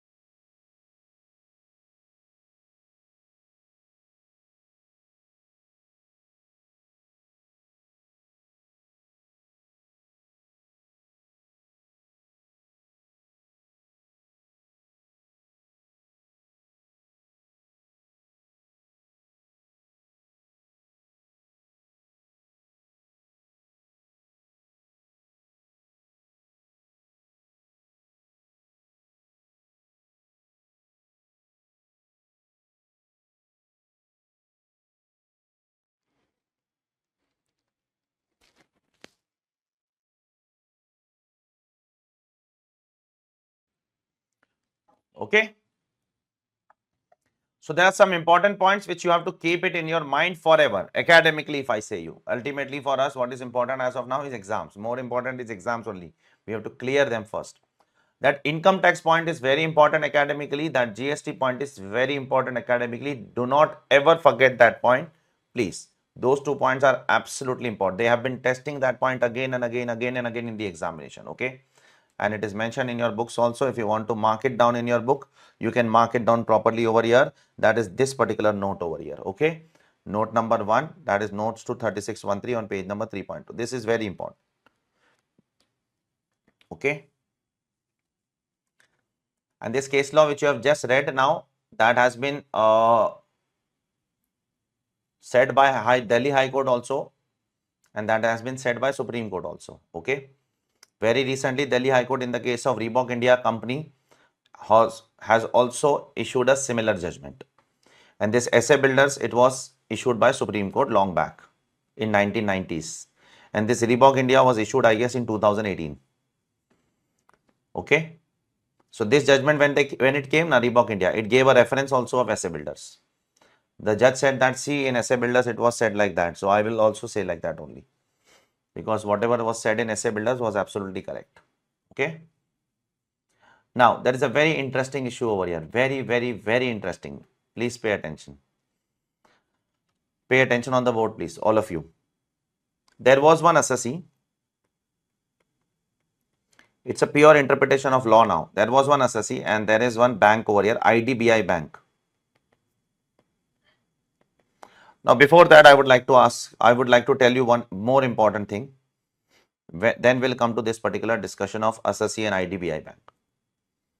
Coming back to the main section 3613, it is very clearly written in the section. If you want, I can also make you read the provision once if you want from the Bare Act. What exactly is written in the Bare Act? I will make you read that particular thing first. So if you come to page number, that is, I guess it is the third page of this chapter. Let's read the Bare Act once. 3613. Deduction of interest is allowed in respect of capital borrowed, right? You have to borrow capital, right? For the purpose of business and profession, right? In computation of income under the head PGBP. Okay. Capital may be borrowed for several purposes, like for acquiring asset, to pay off debt, for losses, etc. The scope of expression for the purpose of business is very wide. Yes or no? It might include lot of activities. Capital may be borrowed in the course of extending existing business as well as for acquiring assets for extension. And then there is a proviso which we have done earlier, that once the asset is put to use, you will make it revenue, and till the time the asset is not put to use, what are you going to do? You are going to capitalize the cost of your interest. Okay. Then there is explanation 8, which we have already done in 43.1. If you remember, once the asset is put to use, then you will not take that interest to the cost of asset. Do you remember that? We have done all these things earlier. Okay. Now, I would like to invite your attention on the board, please. Pay attention on the board. The point I was trying to say is, whatever I am saying, you will find everything in the book. Don't worry about it. Okay. Whether it is a textbook or color book, you will find everything over there. The flow will be in the same order in which we are doing the subject. Now, you have to borrow the money. Pay attention on the board, please, all of you. You have to borrow the money. That money must be used for the purpose of business and profession. And more importantly, interest has to be paid or payable. The question is whether the interest should be paid or it should be payable. Okay, that is the question. It means I will get deduction of interest on what basis? Payment basis or what? Accrual basis. Okay. For that, we have to see section what? 43B. And in 43B, it is very clearly written that if you take loan from scheduled bank, which bank? Or a public financial institutions which are there in India, like ICICI Bank, HDFC, these are public financial institutions. Okay. Like other Indian banks. So in layman language, if you take loan from scheduled banks, scheduled bank means SBI. SBI is defined to be a scheduled bank. Or if you take loan from other financial institutions like ICICI, IDBI, HDFC, which are Indian banks. Or if you take loan from cooperative banks, which banks? Or if you take loan from NBFCs, non-banking financial companies, which are again registered in India. Okay. It is covered in 43B. And if it is covered in 43B, it is allowed on what basis? Payment basis. It means 43B does not cover everybody. If 43B would have covered everybody, they would have not classified different kind of banks and financial institutions, right? They would have just said that loan taken from anyone, right or not?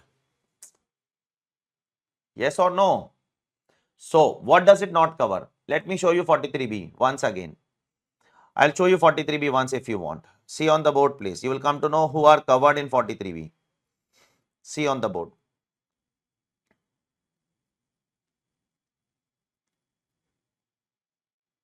Who are covered in 43B? So, if I take a loan from any public financial institution, state financial corporation, state industrial investment corporation, etc. Or if I take a loan from certain NBFCs in which there are some amendments, so I have striked off that, because whenever an amendment comes, I generally strike off that and then write the amendment separately below. Can you see this? So that a student can have a special attention on that particular provision. Okay. Or if you take a loan from say loan is taken from a scheduled bank, or if you take a loan from what? Scheduled bank along with what? Cooperative banks, etc., etc., etc. 43B is applicable, no doubt about it. Okay. So if I have a proper look at the section, I'll come to know that 43B is mainly applicable for Indian banks. Okay. It means if I take a loan from Standard Chartered, from whom? Or from Citibank, or from Barclays, or from HSBC, 43B is not applicable. Is it clear? It means in that case, you can get the deduction of interest on what basis? Even on payable basis, that is on accrual basis. Is it clear? Okay. For more information, we'll talk about this in detail in the chapter of what? 43B. Right now, I'm not speaking much about it. Okay.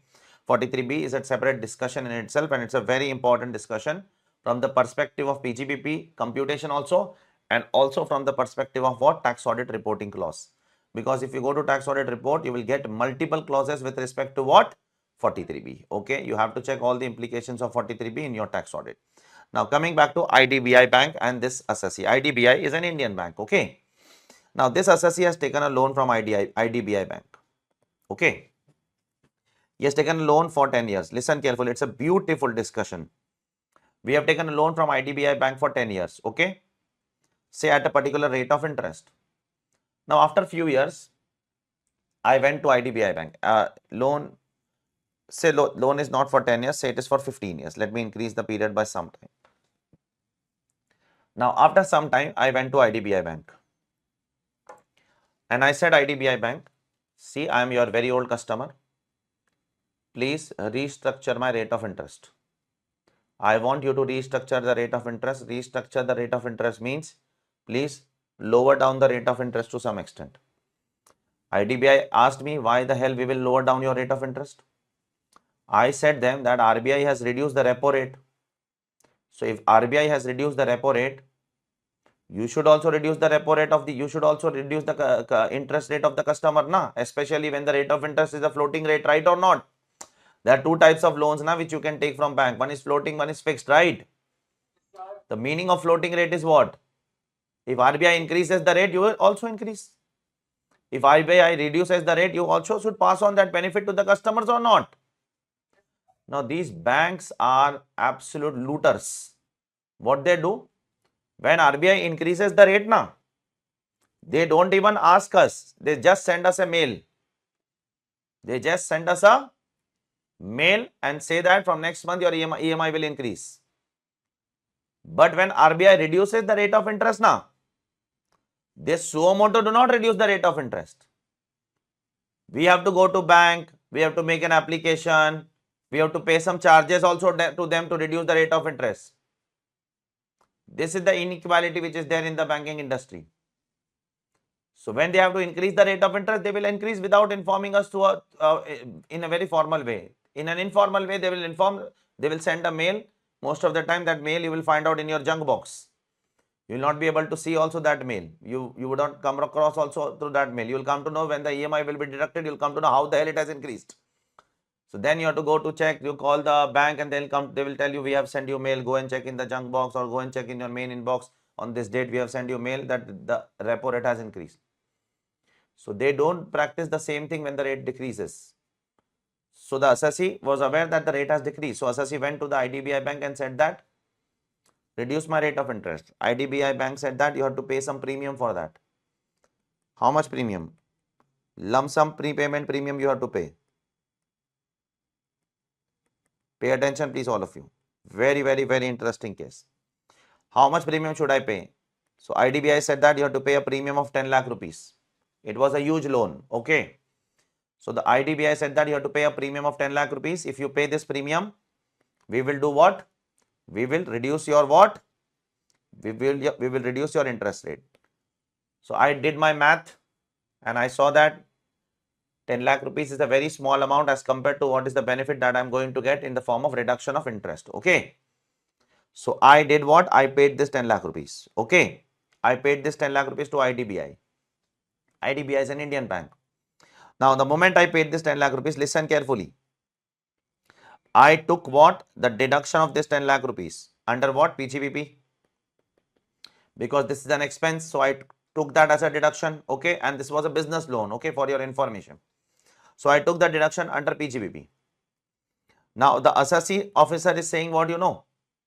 He is saying me that I will allow you the deduction. but I will not allow you the deduction in one shot. I will allow you the deduction over the remaining life of the loan. And suppose the remaining life of the loan was 10 years. Okay, total life was 15 years and suppose the remaining life was 10 years. So the AO is saying that I will allow you the deduction of this 10 lakhs. I am not saying I will not allow, but I will not allow you in one shot. I will not allow you in the initial year. I will allow you 1 lakh every year. That is divided by 10. So the fight between the assessee and the department was this only. The lump sum prepayment premium which was paid by the assessee to reduce the rate of interest, the assessee was claiming as deduction in one single shot in first year itself. Has the assessee paid it? Yes, assessee has paid it. But the department was saying that no, because the prepayment premium is for loan and the loan is pending for the next 10 years, we will allow you the deduction for the next 10 years in the form of 1 lakh every year. Is the issue clear to everyone? Is the issue clear? Now the question is whether it will be allowed in one single shot or whether it will be allowed in what? It will be apportioned over the 10 years. That is only the question. Did you understand the question? The matter went to Delhi High Court. And the Delhi High Court made a great interpretation. The assessee said that it should be allowed in what? What was assessee's view? Assessee's view was I want 10 lakh. Right? The court asked the assessee, what is the ground you are saying that you want 10 lakhs in one shot? Okay. The assessee said that this lump sum prepayment premium which I am paying now, the lump sum prepayment premium which I am paying is nothing but an interest only. It is nothing but what? It is interest only. Okay, listen carefully. There is a great amount of interpretation in this. The assessee said that it is interest only. And it is in respect of what? Loan which is taken from what? IDBI. IDBI is a financial institution from whom I am taken a loan. And if this lump sum prepayment premium can be called as what? As interest only. And if that it is in respect of a loan which is taken from a financial institution, then this will be allowed as deduction subject to 43B. And in 43B, how the deduction of interest is allowed? Please tell me. It is allowed on payment basis. And have I paid or not? Please tell me. So you should allow me in one shot. Then the court asked, how the hell you can say that this lump sum prepayment premium is interest? Assessee has to prove this or not, that this is interest. And therefore, the assessee was very intelligent enough to prove this. The assessee said that, yes, this is interest. The court said that, can you prove it? The assessee said, yes, I can prove it. The court said, how? The assessee said that term interest is defined under income tax law under section 228A. Where it is defined, I don't know whether you are aware of this or not. The term interest is what? Defined under income tax law under section 228A. Sir, where it is defined? 228A, check. Definition of interest. Read the definition of interest, please, all of you. What is interest? It is defined in income tax law. So if it is defined in income tax law, is it applicable? If it is defined in section 2, is it applicable to the entire act or not? Or it is applicable to the entire act or not? Yes, to the entire 365 sections. Sorry, 298 sections. As per section 228A, interest means what? Interest payable in any manner in respect of any money borrowed or debt incurred and includes any service fee or other charge in respect of money borrowed or debt incurred. So what assessee said? Interest includes not only interest, but it also includes what? Any service fee or other charge. And this lump sum prepayment premium, can I call this as another charge in respect of money borrowed? Please tell me. And therefore the assessee said that this is interest. And once it is proved that this is interest, we have to prove that is the loan taken from IDBI, a financial institution in India? The answer is yes. And if yes, the interest, this prepayment premium will be allowed in how many years? It will be allowed in one shot itself. Are you clear? So this is a beautiful judgment given by Delhi High Court in the case of Gujarat Guardian Limited. You can read the judgment over below, please. Very important judgment. Already 2 times ICAI has asked this.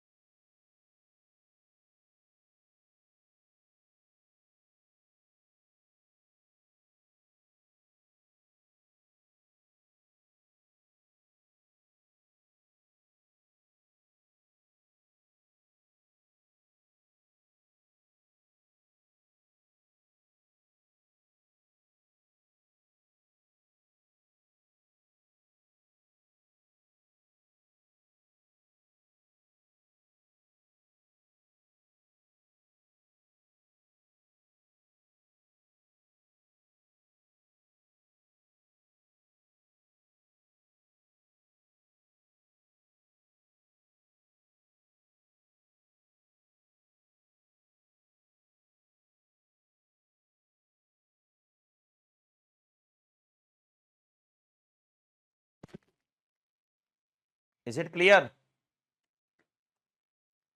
Sir, why you just mentioned the irrespective of method of accounting at the last, sir? Because otherwise one would say, the question which is asked by Palani, why it is written that irrespective of method of accounting? Because one would say that I am following mercantile system. Why should I get the deduction on accrual basis? So 43B overrides everyone. I have shown you earlier also, if you remember, it overrides the entire income tax law. It overrides the method of accounting also. It say that is the reason they have to mention this term irrespective of the method of accounting. Okay? Because otherwise mercantile assessee would say, na, what would they say? Why will I get the deduction of interest on payment basis? I should get on accrual basis also, right? Yes, yes.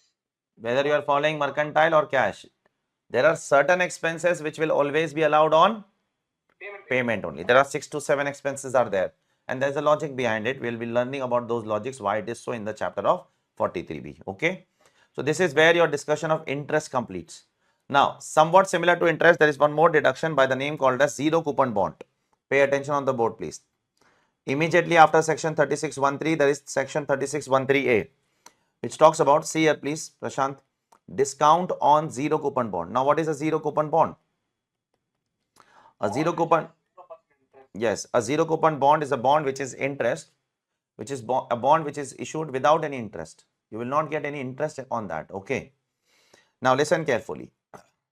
Suppose, for example, on 13th of September 2023, I am issuing a bond. I am issuing 10,000 bonds. Okay. I am a company. Okay. I am issuing 10,000 bonds. The issue value of one bond is say rupees 50 per bond. Okay. The life of the bond is say 5 years. Okay. And therefore, the redeemable date of the bond after 5 years would come to 12th of September 2028. Agreed?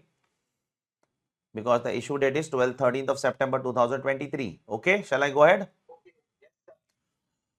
And suppose the redeemable value of the bond is rupees what? Is rupees 100 per bond. Okay. Is it clear? Yeah. Now, the question which is there in front of me is, what is the cost to the company? See, it's 50 rupees is the cost to the company, because today, when we are issuing the bonds, the company is issuing the bond at 50 rupees. So today the company is going to get how much money? 5 lakh rupees, right? Yes, sir. 10,000 into 50. Now, after 5 years, the company is supposed to pay 10 lakh rupees to the investors, right? Therefore, 5 lakh rupees is the cost. That cost is nothing but discount given by the company now on issue. How much is the total discount? The total discount is 5 lakh rupees. Okay. Now, how will this particular be allowed as deduction to the company? The law says a very simple thing. This will be allowed as deduction to the company over the life of the bond. Now, what is the life of the bond? How to determine the life of the bond? Just wait. The law says that do not determine the life of the bond based on number of years, but determine the life of the bond based on number of months which are there from the date of issue till the date of redeem. So we are not supposed to find out how many years it is. We are supposed to find out from date of issue till the date of redemption how many months it is. Months. Okay. So how many months are there from this date till this date? How many months are there? Now wait. Before that, we also need to find out how many years are there over here. So which is the first year in which you are going to get the benefit of deduction? The first year is going to be previous year 2023-24, right? This is the first year you are going to get the benefit of deduction, na? Because the deduction of 5 lakhs will be apportioned over the years. Okay. Second year will be 24-25. Third year will be 25-26. You tell me, where should I stop? 26-27. 27-28. Shall I stop or shall I write one more year? One more year. 28-29 also. Right? So there are, in now if you see properly, from this date till this date, the year is 5. But the financial years are 6 now. Because there are 2 incomplete financial years. Which are the incomplete financial years? The first and the last year is the incomplete financial year, yes. So we have to apportion this 5 lakh rupees over these 6 years. Yes or no? Not over 5 years. Yes or no? Yes, sir. So the government says that do not divide by 5 because the number of years are actually 6. Therefore divide by months. Okay. So how many months are there? Just wait. From year till year. Don't count. Wait. September 2023 to September 2028, we are supposed to compute the total number of months. Here also there is a catch which the government says. The government says that while computing the months, if there is a part month, not the complete month, like September is a part month, not complete month, it is not there from the very first day, right? We have issued bond on 13th of September, yes or no? So if the company has issued the bond during the month, middle of the month, okay, and if the company has issued the bond for 15 days or more, for how much? 15 days. If the company has issued the bonds in a month for 15 days or more, then you take that a month as a complete month. Okay. So if the company has issued the bonds for how many days? 15 days or more in a month, then take that month as a complete month. Count that or else ignore it. If it is less than 15, then ignore. Okay. Okay. Likewise, so for example, in September, the company has issued the bonds for how many months? For how many days? Sorry, in September 2023, 18 days. 13 September to 30th September, company has issued for 15 days or more or not? So consider September 23. Okay. Then October obviously will come, November will come, December will come, January will come, February will come, March will come. Yes. So in the first year, how many months will be there? 7 months. In the next year, 4 years, obviously complete 12 months will be there. Yeah. And in the last year, how many months I should take? April, May, June, July, August. Shall I take September? No, less than 15 days. Less than 15 days. We are redeeming in 12 days, right? So only 5 months. Is it clear? Clear. So if I take the total of all these months, it will come to 60 rupees. 60 months. Okay. Yes. Therefore, if I take the discount, it will come to 8,333 per month. And then I will multiply that with per month. I will get the deduction every year. Are you clear? Clear. The point I am trying to say is do not divide this by Yes. year. If you divide this by year, then you will never ever get the correct answer. Are you able to understand? Clear. Because the total number of years in which you are going to claim this deduction is not 5, it is 6. Therefore, divide by months. And while dividing by months, while considering the month, the government also gave a provision that if there are 15 days or more, consider that. If there are less than 15 days, then you have to ignore that particular month. Okay, is it clear to everyone? Okay, yes, Prashant. Yes. I have a conceptual question. It appears that the principle in this section 36(1)(3)(a) is contradictory to the principle in 36(1)(3) where it's That is the reason they have made a separate provision. Gujarat, in this Gujarat Guardian Limited case, because I can very well structure a zero coupon bond that you first lend out the entire amount and just repay back immediately the entire principal, and then it becomes a zero coupon bond in financially. I didn't understand. I didn't understand you. Like instead of giving us, if I'm a bank, instead of giving a zero coupon bond, I can very well structure my loan as a normal bond. Now let me tell you, it is not allowed to issue zero coupon bond by every SSE. Zero coupon bond is allowed by the government to be issued only by certain category of SSE. Shall I show you that? Then your question would not be relevant. Right, Prashant? Prashant is saying that we can structure in some or the other way by considering the provisions of 36(1)(3) and 1(3)(a). But you cannot play between both of them. You don't have an option. Let me tell you why. There is a definition of zero coupon bond over here. See, it can be issued only by the infrastructure company, only by the infrastructure capital fund or public sector company or scheduled bank or infrastructure debt fund. That's it. No other person in this country can issue zero coupon bond. Check. There is a definition of zero coupon bond under income tax law in section 248. Scheduled bank as well? Yes, it includes scheduled bank also. The receiver, does he have to be a specific kind of a person? No, he can be any person. The investor can be any person. It's very clearly written. These 5 people can issue the bonds. Investor can be any person. They don't mention about investor. And the condition is the bank, whomsoever is issuing out of these 5 people, should not receive any money till the last maturity. Whatever they receive is on maturity only. Still that issue remains. Okay, you can continue to ask the question. Yes, please continue, Prashant. Okay. Yeah. If I'm a bank and I want to circumvent the provisions of 3A, which is the zero coupon bond, and rather I want to apply Gujarat Guardian Limited case, what I can do is, so I don't want, I mean, the SSE, who is the receiver of the loan, who is paying the interest, he doesn't want to pay the interest month-wise over a period of time. So instead of coming under 3A, he wants to come under Gujarat Guardian. What he can do is he can structure the loan, he can ask the bank to structure the loan instead of a zero coupon bond, a regular loan. Okay. Immediately pay the present value of the interest payments. Who will pay? The receiver of the loan. Why the receiver of the loan will pay? Because the bond is not issued, Prashant, by the investor. The bond is issued. The bank issues the bond, of course, but he wants a zero coupon bond. Okay, but he does not want to come under the provisions of 3A. Instead, he wants to come under the provisions of Guardian. How is it possible? Because the lender and the borrower changes in both the case. Lender is the bank. Okay. In zero coupon bond, lender is not bank, na. In zero coupon bond, lender is the investor. But here it's mentioned. Arey, bond will be issued by the. Arey, Prashant, you have totally misunderstood the concept. In zero coupon bond, who will be the lender?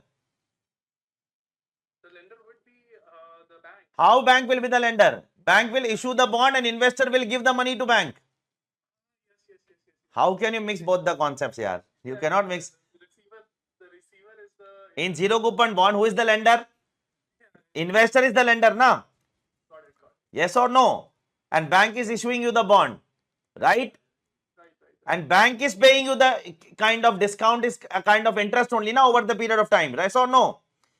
Arey, you cannot compare zero coupon bond with your normal transaction of what?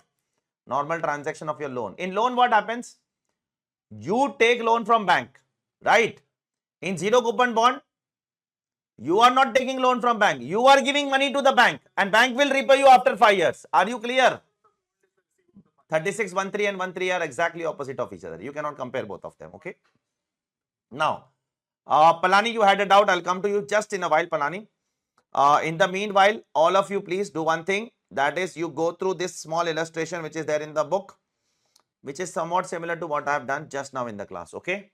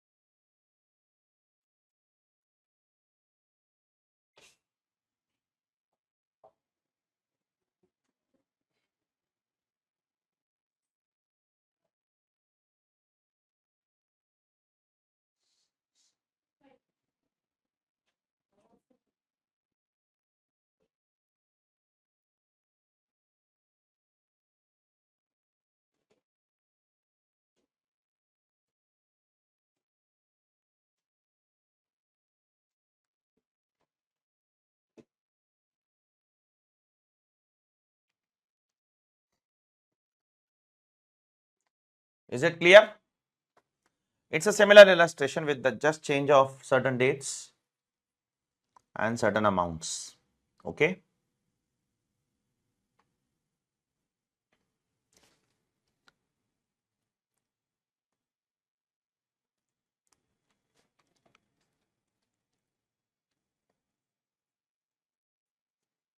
So the important sentence over here is in the easy notes, you can see the life should be counted in months and not years. Otherwise, you will make a mistake. And while counting months, if the bonds are issued for 15 days or more, then take it as a complete month. Okay. Clear? Yeah, not relevant, much relevant for the day of exam. That is the reason we have not mentioned in, nobody is going to ask you in CA final exam definition of zero coupon bond. If they start to ask such things now, And if you start to revise such things on the day of exam, then you will not be able to complete the syllabus. Okay, nobody is going to ask you the definition. If they start to ask such things, then your fate is absolutely brutal. You have born with a brutal fate then. I think one mistake that CA students tend to do is get scared by 5 to 10% of the exam paper. Yes. 5 to 10% of the exam paper is That is the biggest problem of CA student, what you said. Prashant, because he is experienced, he has seen industry, he knows, he has interaction with lot of students. He has said absolutely correct thing. That CA students get scared of 5 to 10% of the paper. 5 to 10% of the paper scare you and make your job wrong for the remaining 90%. Should not get scared of the 5% or 10% of the syllabus or paper. Okay. So we should be intelligent enough to know exactly what should be done before the exam and what should not be done. So if I also as a teacher, just understand, if I want, I can sit on this definition and I can continue discussing this definition for 45 minutes. I can do that. Okay. What will I do? I will start to analyze what do I mean by infrastructure capital company. I can do that or not. Okay. I can sit and I can discuss how infrastructure capital company is different from infrastructure capital fund. Then what is a scheduled bank? Is the term scheduled bank defined under the income tax law? Yes, it is defined. What is an public sector company? Is a public sector company. I can do all these things. Okay. But I know what is relevant for exam and I know what is not relevant for exam. Yes, in practical life, if you are calculating this deduction for a infrastructure capital company, then you have to do the analysis. Then you have to decide, you have to go and check whether your company is eligible to be an infrastructure capital company or not. Your entity is eligible to be infrastructure capital fund or not. But academically, if they start to ask such things, then direct tax cannot be given in the form of a closed book. Closed book is not possible then. Then let them open the book and let them test whatever they want to test. Okay. Let them say to the student that you can bring whatever you want to, and then you can, like it was there in earlier in paper 6. Okay, elective paper. So we need to understand that what is relevant, what is not relevant. Okay, Palani. That is the reason I have not mentioned also here. Because I know now out of experience over the last 10 to 12 years, I am teaching around 20 to 25 attempts. I have seen my students giving exams. They have not tested obviously on such irrelevant things. Why? First of all, this section itself is irrelevant. Why it is irrelevant? Because it's very sector specific. It's not available for everyone. So this section itself is not important for exam. Okay. They have never ever asked any question also based on this, nor any question is there in your study material also based on discount on zero coupon bond. The question which is there in our textbook, that is our question. That is not ICI's question. You will not find a single question based on zero coupon bond in your study material. It's not an important provision. But the provision which I am going to say now is extremely important academically also, is extremely important practically also. At both the level, it is extremely important. Shall I? Now I am talking about certain employee related benefits.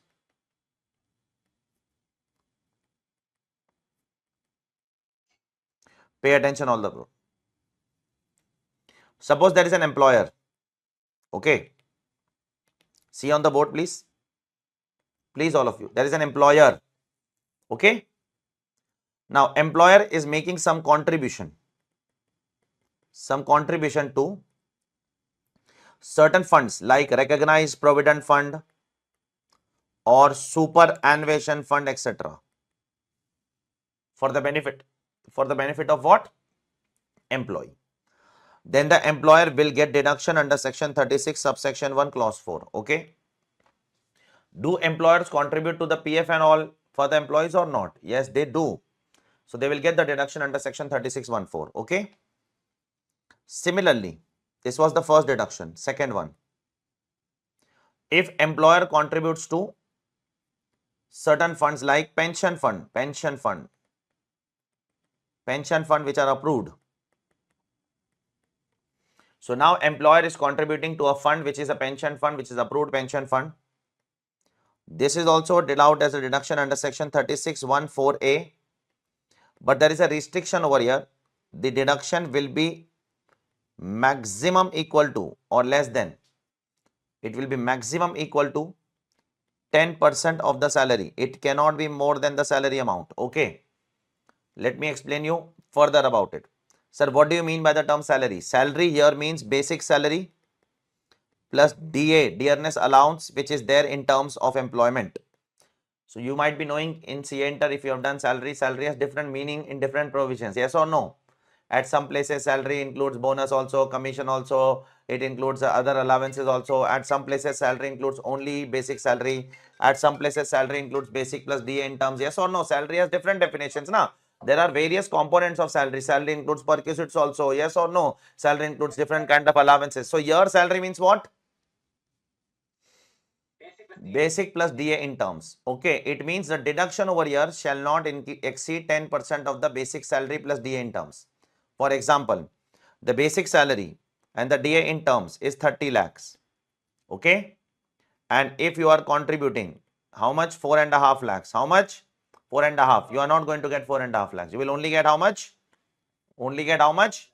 Only 3 lakhs. That is 10% of your basic plus DA in terms. Is it clear to everyone? Please tell me.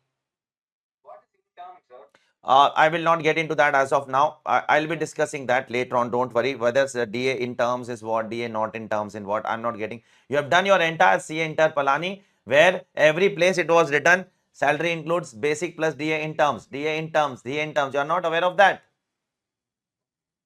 I will speak about it at some time later. Okay. Right now, I'm not speaking. Now, pay attention, please, all of you. What is the third benefit which the employer is doing? The third benefit. Employer is contributing to certain gratuity fund. Approved gratuity fund, again approved, all of them should be approved by certain authorities. Gratuity fund, this is also allowed as a deduction under section 36(1)(5) now. Okay, so see on the board, please, all of you, where is employer contributing? First, employer is contributing to certain provident funds. Second, employer is contributing to certain pension funds, but in pension fund there is a restriction, not more than 10% of salary. And then he is contributing to certain what? Please say. Gratuity fund. This 10% of salary point is very, very important for examiner. They test this again and again in the examination. Always they ask this particular thing in the PGPP total income question, that this much is the salary, this much is the basic plus DA in terms. Tell me how much will be allowed. You have to restrict yourself to 10% of the basic plus DA in terms. It cannot be allowed more than that. Yes, please ask. Excess of 10%, can it be allowed under general? No, it cannot be allowed under general deductions also. Anything excess of 10% will not be allowed in general deduction also. Okay. Now, try to just remember the type of funds. Will you be able to remember the type of funds in which we have contributed just now? I have highlighted them in green. Will you be able to remember that? And remember the second one, this 10% category is very, very important. They test on this particular point again and again. Is it clear? Now, all of them, that is all three of them, are allowed as deduction subject to 43B. Means what? It should be paid. It cannot be just a journal entry in the books of accounts. Okay. The employer would get the deduction if he has actually contributed to the fund. Okay. And not made just a provision. Okay. Is it clear? If the employer has actually contributed to the fund, then he will be allowed. And in 43B, you have to make the payment till which date? Do you remember that? You can make the payment till the due date of what? Filing of income tax return, ITR. And what are the due dates of filing ITR under the income tax law? I can ask such basic questions. I have not taught you, but I can ask, yeah, this much right I have to ask you, being a CA final student. What are the due dates under the ITR? It is either 31st July. It's not 30th September. What are you saying, Palani? 30th September is not the due date for filing of return. 30th September is the due date to file tax audit report. The due date to file the return is 31st October. Yes or no? And for transfer pricing assessees, it is 30th November, right? These are the three dates. If you don't know, it's fine. I'm not expecting you to know. You will say, sir, I have practiced in audit, sir, I don't remember the dates. It's okay. I'm not blaming you for not remembering. It's okay. We will be doing obviously the provisions of filing of return later on. At that time, we will learn the due dates. Don't worry. But I have to tell once, because 43B implication, whenever it will come, I have to speak about the due dates. So these are the three sections. Please try to remember what? You can read this much if you want. Okay. And then I'll speak few things regarding this provision only. I have to speak few things. This second one is very, very, very important. They test this point again and again.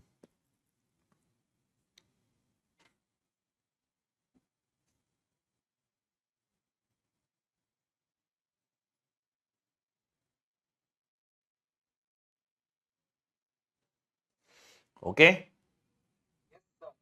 Now, pay attention, please. I have a very simple question to you all. Pay attention, please. Suppose this is financial year 2023-2024. Okay? And I am an employer. You are an employee. And your salary is approximately a lakh a month. Rupees 1 lakh per month, approximately. Okay? Now, my question to you all is, I have a very simple question to you all. The question to you all is, how Provident Fund works? Suppose if I open a recognized Provident Fund account for you, okay, I will contribute what? Rupees, say 5,000 from my pocket. My pocket means it is whose contribution? Employer's contribution. Will I get the deduction of the same under the business and profession? The answer is yes. Just now we have seen 36,114. Yes. Now, is it the only amount which goes to the recognized provident fund? No. At the same time, we also deduct a similar amount, if not exactly same. Deduct from employee salary, yes or no? Are say na. Provident fund works like this only na. So we have deducted how much? Say somewhat similar, say 5,000 rupees only. Let's keep it simple. So when I will make the payment of salary to my employee of 1 lakh rupees, I will not make him payment of 1 lakh. I will pay him only how much? 95,000. And I will say that I'll pay you 95,000. 1 lakh is your CTC, na, cost to company. Right or not? That is your gross salary. The gross salary and net salary has a great difference. Yes or no? It has a difference of approximately 30 to 40% in reality. Prashant would know that if he is doing a job, I guess. You are into job, Prashant, or business? Now semi-retired. No. When you were working, you were doing a job or you were doing a business? Throughout my life, only salary. Salaried. So you might be knowing what is CTC and what is in hand. Yes or no? And you have tasted the tax provisions of different countries, right? So in most of the countries, the tax rates are more or less similar only for salaried assessees, right? I face zero tax as well in Kuwait. In Gulf countries, there are zero taxes, definitely. You enjoy, but the cost of living is very high over there. Once when you get used to paying zero taxes, it really hurts. It really hurts, right. So now coming to the discussion, I will pay only 95,000 to the employee. I am not going to pay entire 1 lakh rupees to him because I will deduct that 5,000 rupees from his pocket. Okay. Now suppose, listen carefully now. This is the salary of April, for example. Okay, April 2023. Okay. And our company has a tendency of paying the salary by 5th of the next month. So on 5th May, we did what? We paid the salary. Okay. We can also pay by the end of April also. Nowadays, it happens that we pay by the end of month itself. Payrolls have become very fast these days. Earlier, they used to take 1 week at least after the month to pay the salary. But these days, we get the salary credited by the end of the month. Now, 5th May, I paid the salary. Okay. Shall I go ahead? Yes, sir. So now what the government says, very important provision. So can I say on 5th May, employer has deducted 5,000 rupees from employee salary? Yes, sir. So the government says what that, listen carefully. Suppose this is the PNL of the employer. Okay. On which date I am deducting 5,000 rupees? On 5th of May. Okay. The government says that 5,000 rupees which you have deducted now from employee salary. Okay. That is that employee salary, that employee's contribution to provident fund is your what? Say na. Is what? Is your, please say, is your income now. Now, I would like to ask you, I am an employer, you are my employee. Okay. I am deducting your 5,000 rupees from your salary, keeping it with me. Obviously, in next few days, I am going to pay that to the fund, right? Is it my income? In reality, in real terms, is it my income? It is not an income. But income tax law has defined income or not? Please tell me. 224. Where it is defined? Please tell me. Clause 24. 2 clause 24, they have defined the term income? The answer is yes. So in this, if you see, They have defined this particular thing as an income. Now, why they have done so, that I am coming to. That logic I am coming into. Okay. First of all, whether it is an income or not, we have to see that. Okay. See this. Point number O. In the first chapter, is the definition of income. Can you see that? Amount, any sum received by assessee from his employee as a contribution to what? Provident fund, superannuation fund is an income. Now the question is, why the hell the government is making this as an income? This will come to our mind or not? Is it my income? Am I supposed to pay tax on such amounts? No, the government is saying, if you are honest enough, nothing will happen to you, don't worry. The government says that, when have you deducted this? I said on 5th of May. The government says that pay this as per the due date of the relevant fund. Relevant fund means provident fund. What is the due date under the provident fund? If you remember, if you have done tax audit, you would know. If you have not done tax audit, you would not know. What is the due date under the provident fund?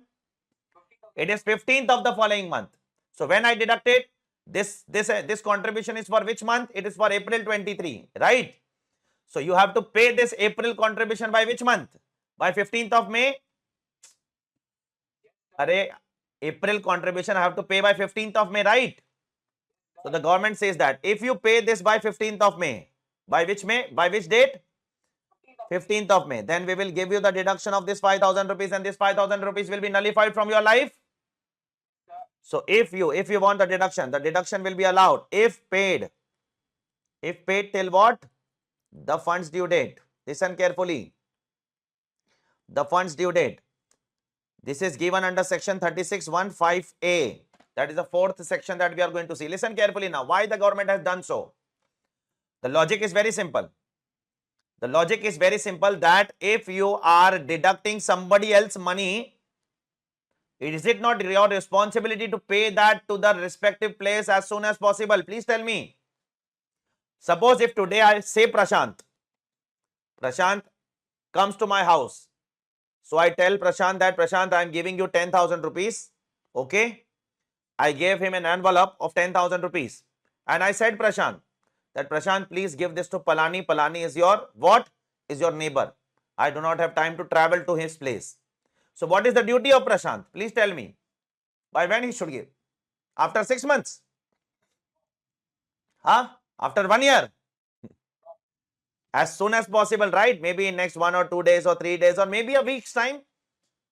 So this is the same thing which is happening. Is the employer taking the employee's money in his hand or not? So the moment he is taking the money in his hand now, the government is making that as income, so that he should be aware that he has to pay that 15th of this month. Yes or no? Otherwise, he will not get the deduction if he pays on 16th. And if he does not get the deduction, what will happen? Please tell me. It will be, this 5,000 will be added to his income and he has to pay tax on that amount. Are you clear? Now there is one very important thing which I would like to tell you, which I will again make you read. First of all, you can read this from here, that you have to pay this by which date? If you want the deduction of employees' contribution, you have to pay this by which date?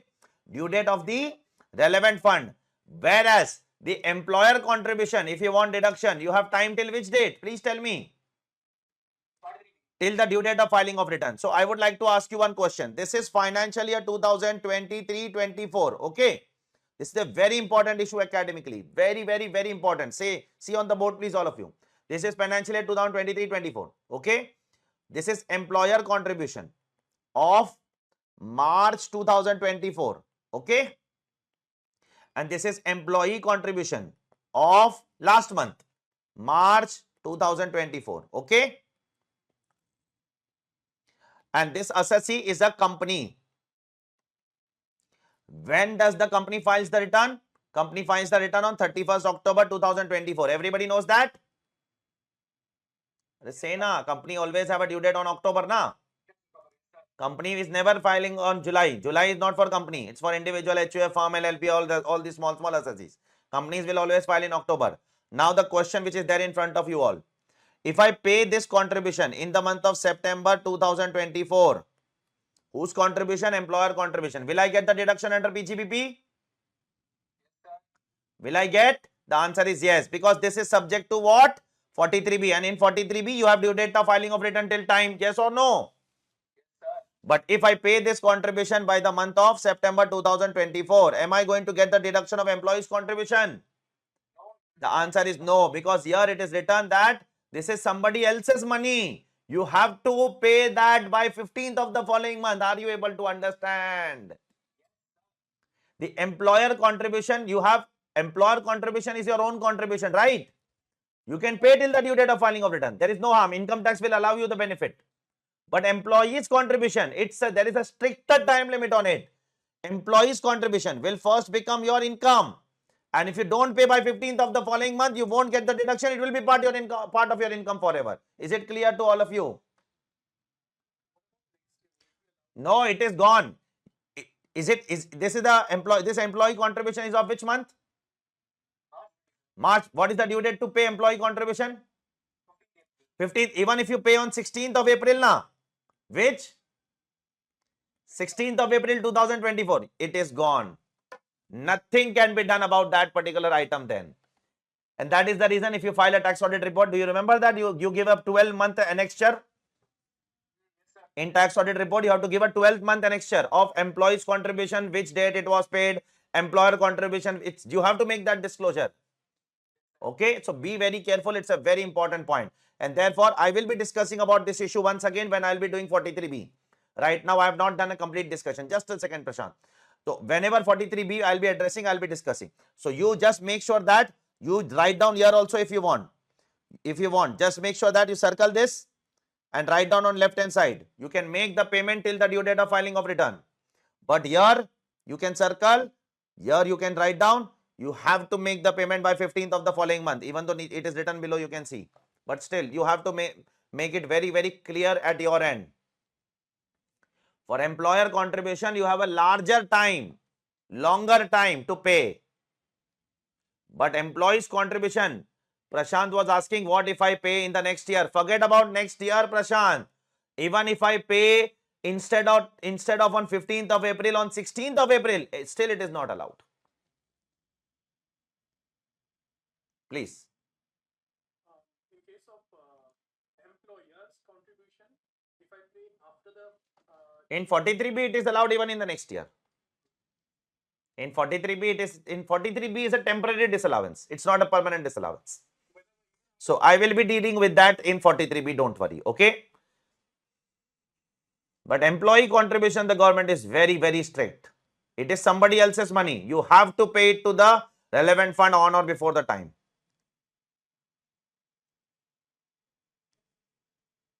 And all these things are having relevant references in the tax audit report. Yes, sir. Different clauses are there for all these things. And for this one, so you have to give a 12 months annexure also.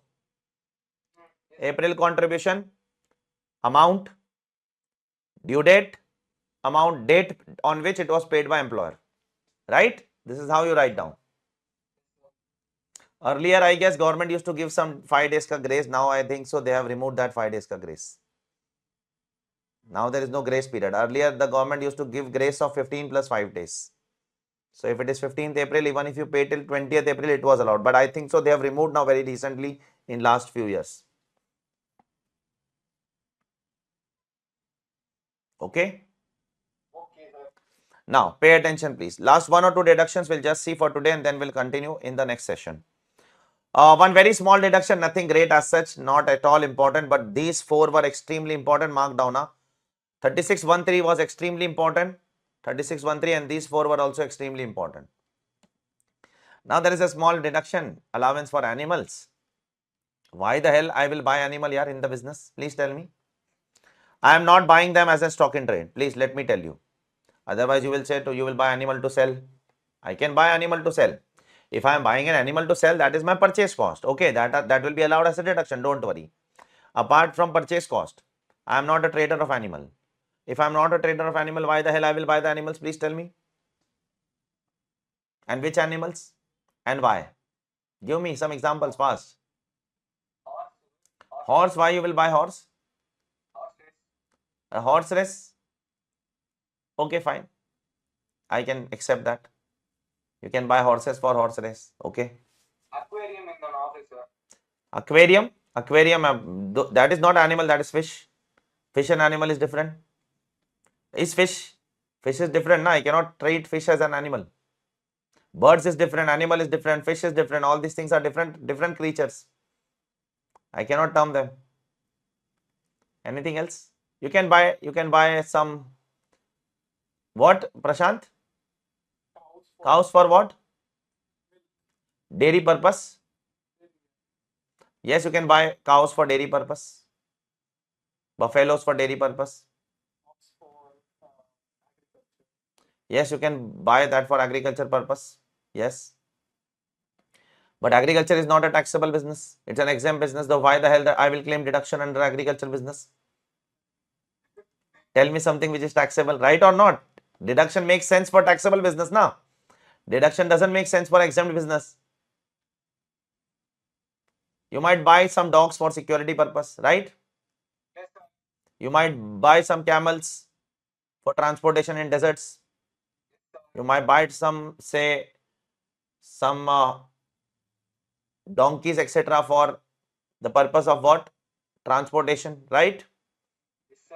There might be various animals which are used in business.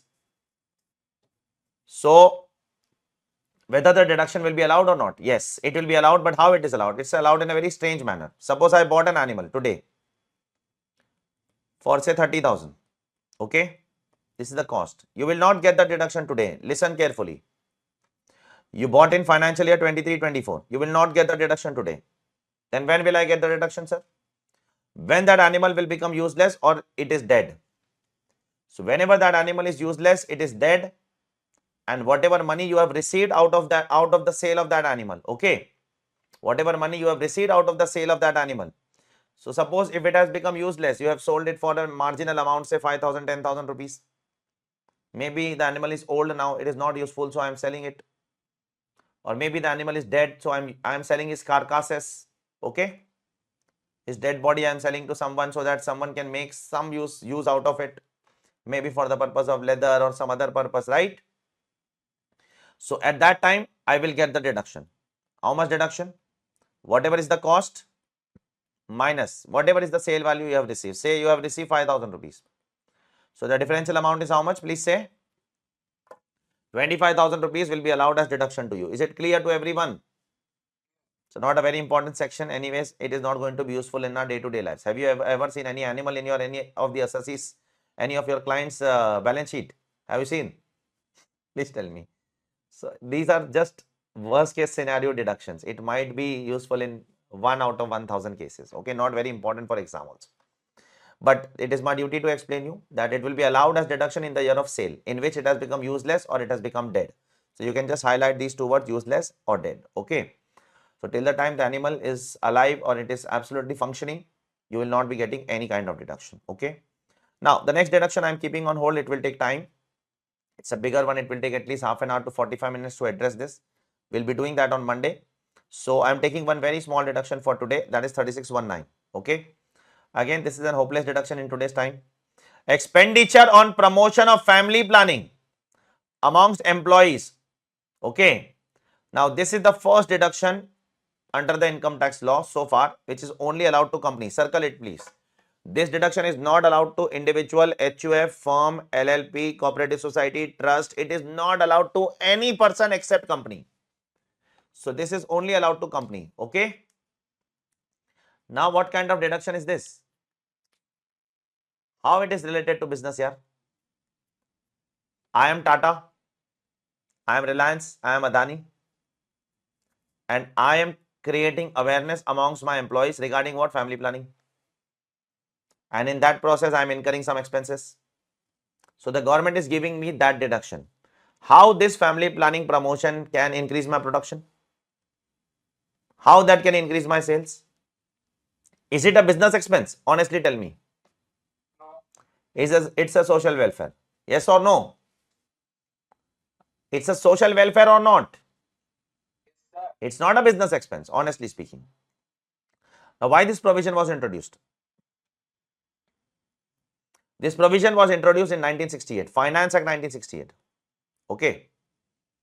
So you can go to the income tax law and see the year in which it was introduced, 1968, long back. Long back, the government of India realized that the population can be a big problem in future. At that time, there were very less ways of communicating with people. What was the way of communicating with people at a larger scale? Maybe a radio, right? Maybe radio was there through which we can communicate with people, right? At that point of time, around 55 years back. I don't think so there is any other way you can communicate. There was any other way of media communication. Television was not there in India at that time. Or even if it was there with very elite class of people. Very few people. Not everybody had television. Radio was the only common communication system which was there with the people of this country. Apart from that, newspaper might be there, yes. Newspaper were there. Apart from that, billboards, etc. Few billboards might be here and there. It's not like today, where if you want to speak, if you want to say that from today, 12 a.m., 2000 rupees notes and 500 rupees notes will not be applicable, will not be a legal tender. The Prime Minister has to say just 4 hours before, right? That's it. Condition is because of this. Yes, yes. The reason of demonetization was not India, it was Pakistan. Right. So, just 4 hours before, the point I'm trying to say, even just 4 hours before, if he's saying it is spreading like anything across the country in 2 hours, right or not? So, it's very easy to communicate today. There are so many social media handles, there are so many WhatsApp groups, there are so many places where the government can what? Initiate anything, they can communicate anything they wish to communicate to the people of this country. But at that time, it was not that easy. So the government thought what? Let's target companies. Why? Because companies have huge employee base. And in every company, that in big companies at least, there are lakhs of employees who are working, right? The lakhs of labor class, skill class, unskilled class, all kind of employees are there. So they thought that let us target companies and let the companies take this responsibility on their shoulder and let them create awareness amongst their what? Employees, that it is important to plan your family. You just imagine that, just go back 1 or 2 generation, okay, your grandfather's generation, just go back. Everybody who is listening to our lecture, I can guarantee that 90% of the people will say that yes, that generation has lot of children. Agreed or not? Yes or no? Our grandfather will have five brothers, 4 sisters. Yes or no? There was no awareness at that time. They did not knew that what can be the possible harmful effects of increasing the population, which we are facing now. Come to Mumbai, you'll come to know what is the problem of population. Okay. Sitting in Goa, it's very, very chilled and relaxed over there. Chennai is also better than Mumbai as far as population is considered. It's at least better than Mumbai and Delhi at least. But Mumbai, you come to know what exactly population is. You come to travel in Mumbai in local train, you will come to know what population problem can do to a country, how it can ruin our day-to-day life. So they thought that let's create awareness. So the company said that yes, we take the responsibility on our shoulder. We will create awareness, but that will need some money now. We need to incur some expenses for creating awareness or not among employees. We have to keep some seminars. We have to keep some. We have to bring some speakers, influential speakers who can speak on behalf of the company to create awareness. We will need to incur some expenses here. The company said that we will incur the expense also for the sake of the country, but at least give us what? Give us what? At least give us tax benefit, yeah. So the government said that we will give you tax benefit. Don't worry, okay? And the government said that if you are incurring a revenue expense, what? Then we will allow you fully. Okay? The way any revenue expense is allowed, fully only, na? But if you incur any capex, like if you have purchased some air condition to be installed in the auditorium, so it's a capex, right? So if you incur any capex, then we will not allow you fully, then it will be allowed in 5 equal installment. How much? In 5 years. Is it clear? Is it clear? One more thing. Let me tell you. Suppose now this is the P&L of a company, because this deduction is only available to company. It's not available to others, right? Now suppose there is a sales of the company of 100 lakhs, okay? And there is an expense of company of around say 120 lakhs, okay? And there is a revenue expense on what? Family planning, say of 5 lakhs, okay? Because the company has incurred family planning expenses at their end. And there is also a capex of on family planning, okay, which is 1/5. Okay, I'm not taking entirely because only 1/5 is allowed, okay? So I'm only taking 1/5 in the current year deductions. Say that is 10 lakhs, okay? And there is unabsorbed depreciation also, sorry, there is depreciation expense which is of 15 lakhs, okay? So just see the nature of expenses which I am putting. This incurs all your operational expenses like purchase, like salary cost, etc. Okay. This incurs your social welfare expense like revenue expense. This is also allowed as a deduction under PGBP, right? This is also a social welfare expense. Maybe you would have incurred 50 lakh rupees. So you will be allowed 10 lakhs in the current year. Okay. 1/5 in 5 years. Okay.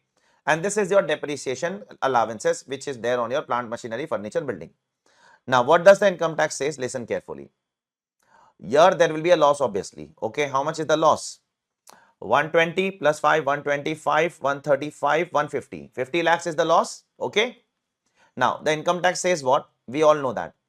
This depreciation will be treated as what? Please tell me. This 15 lakh loss will be treated as what? I have explained you. This will be treated as what?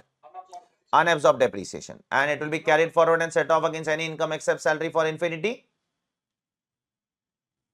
Yes? It will be carried forward and set off till infinity, na? Against any income except salary, right? Now, this 20 lakhs will be treated as what?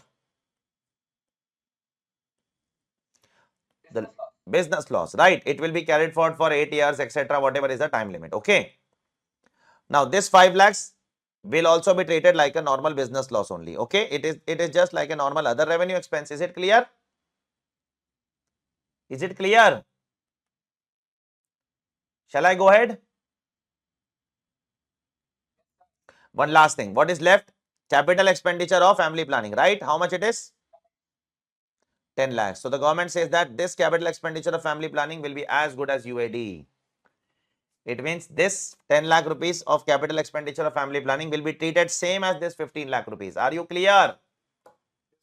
It means this loss of 10 lakh rupees will be allowed to be carried forward and set off against what? Any income except salary. Up to what? Up to infinity. Just see this over here. Just see this over here. Unabsorbed capital expense shall be treated as UAD. And again, now you see this over here. What I am trying to show you, which I did not show you yesterday, which I have told you I will interlink later on. Now, can you appreciate this particular point which we have written below the discussion of unabsorbed depreciation in the previous chapter? See this. Can you see this? Still one more item is there. I'll come back to this page once again. The unabsorbed capital. So the government is encouraging you, yes or no,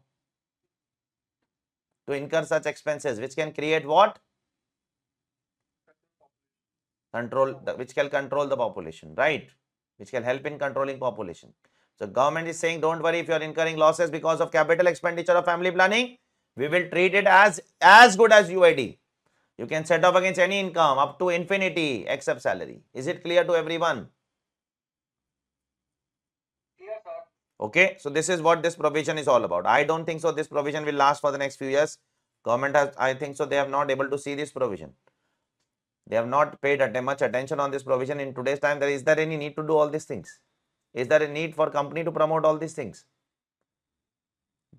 The government can put one advertisement on television and that is much more than sufficient. Yes or no?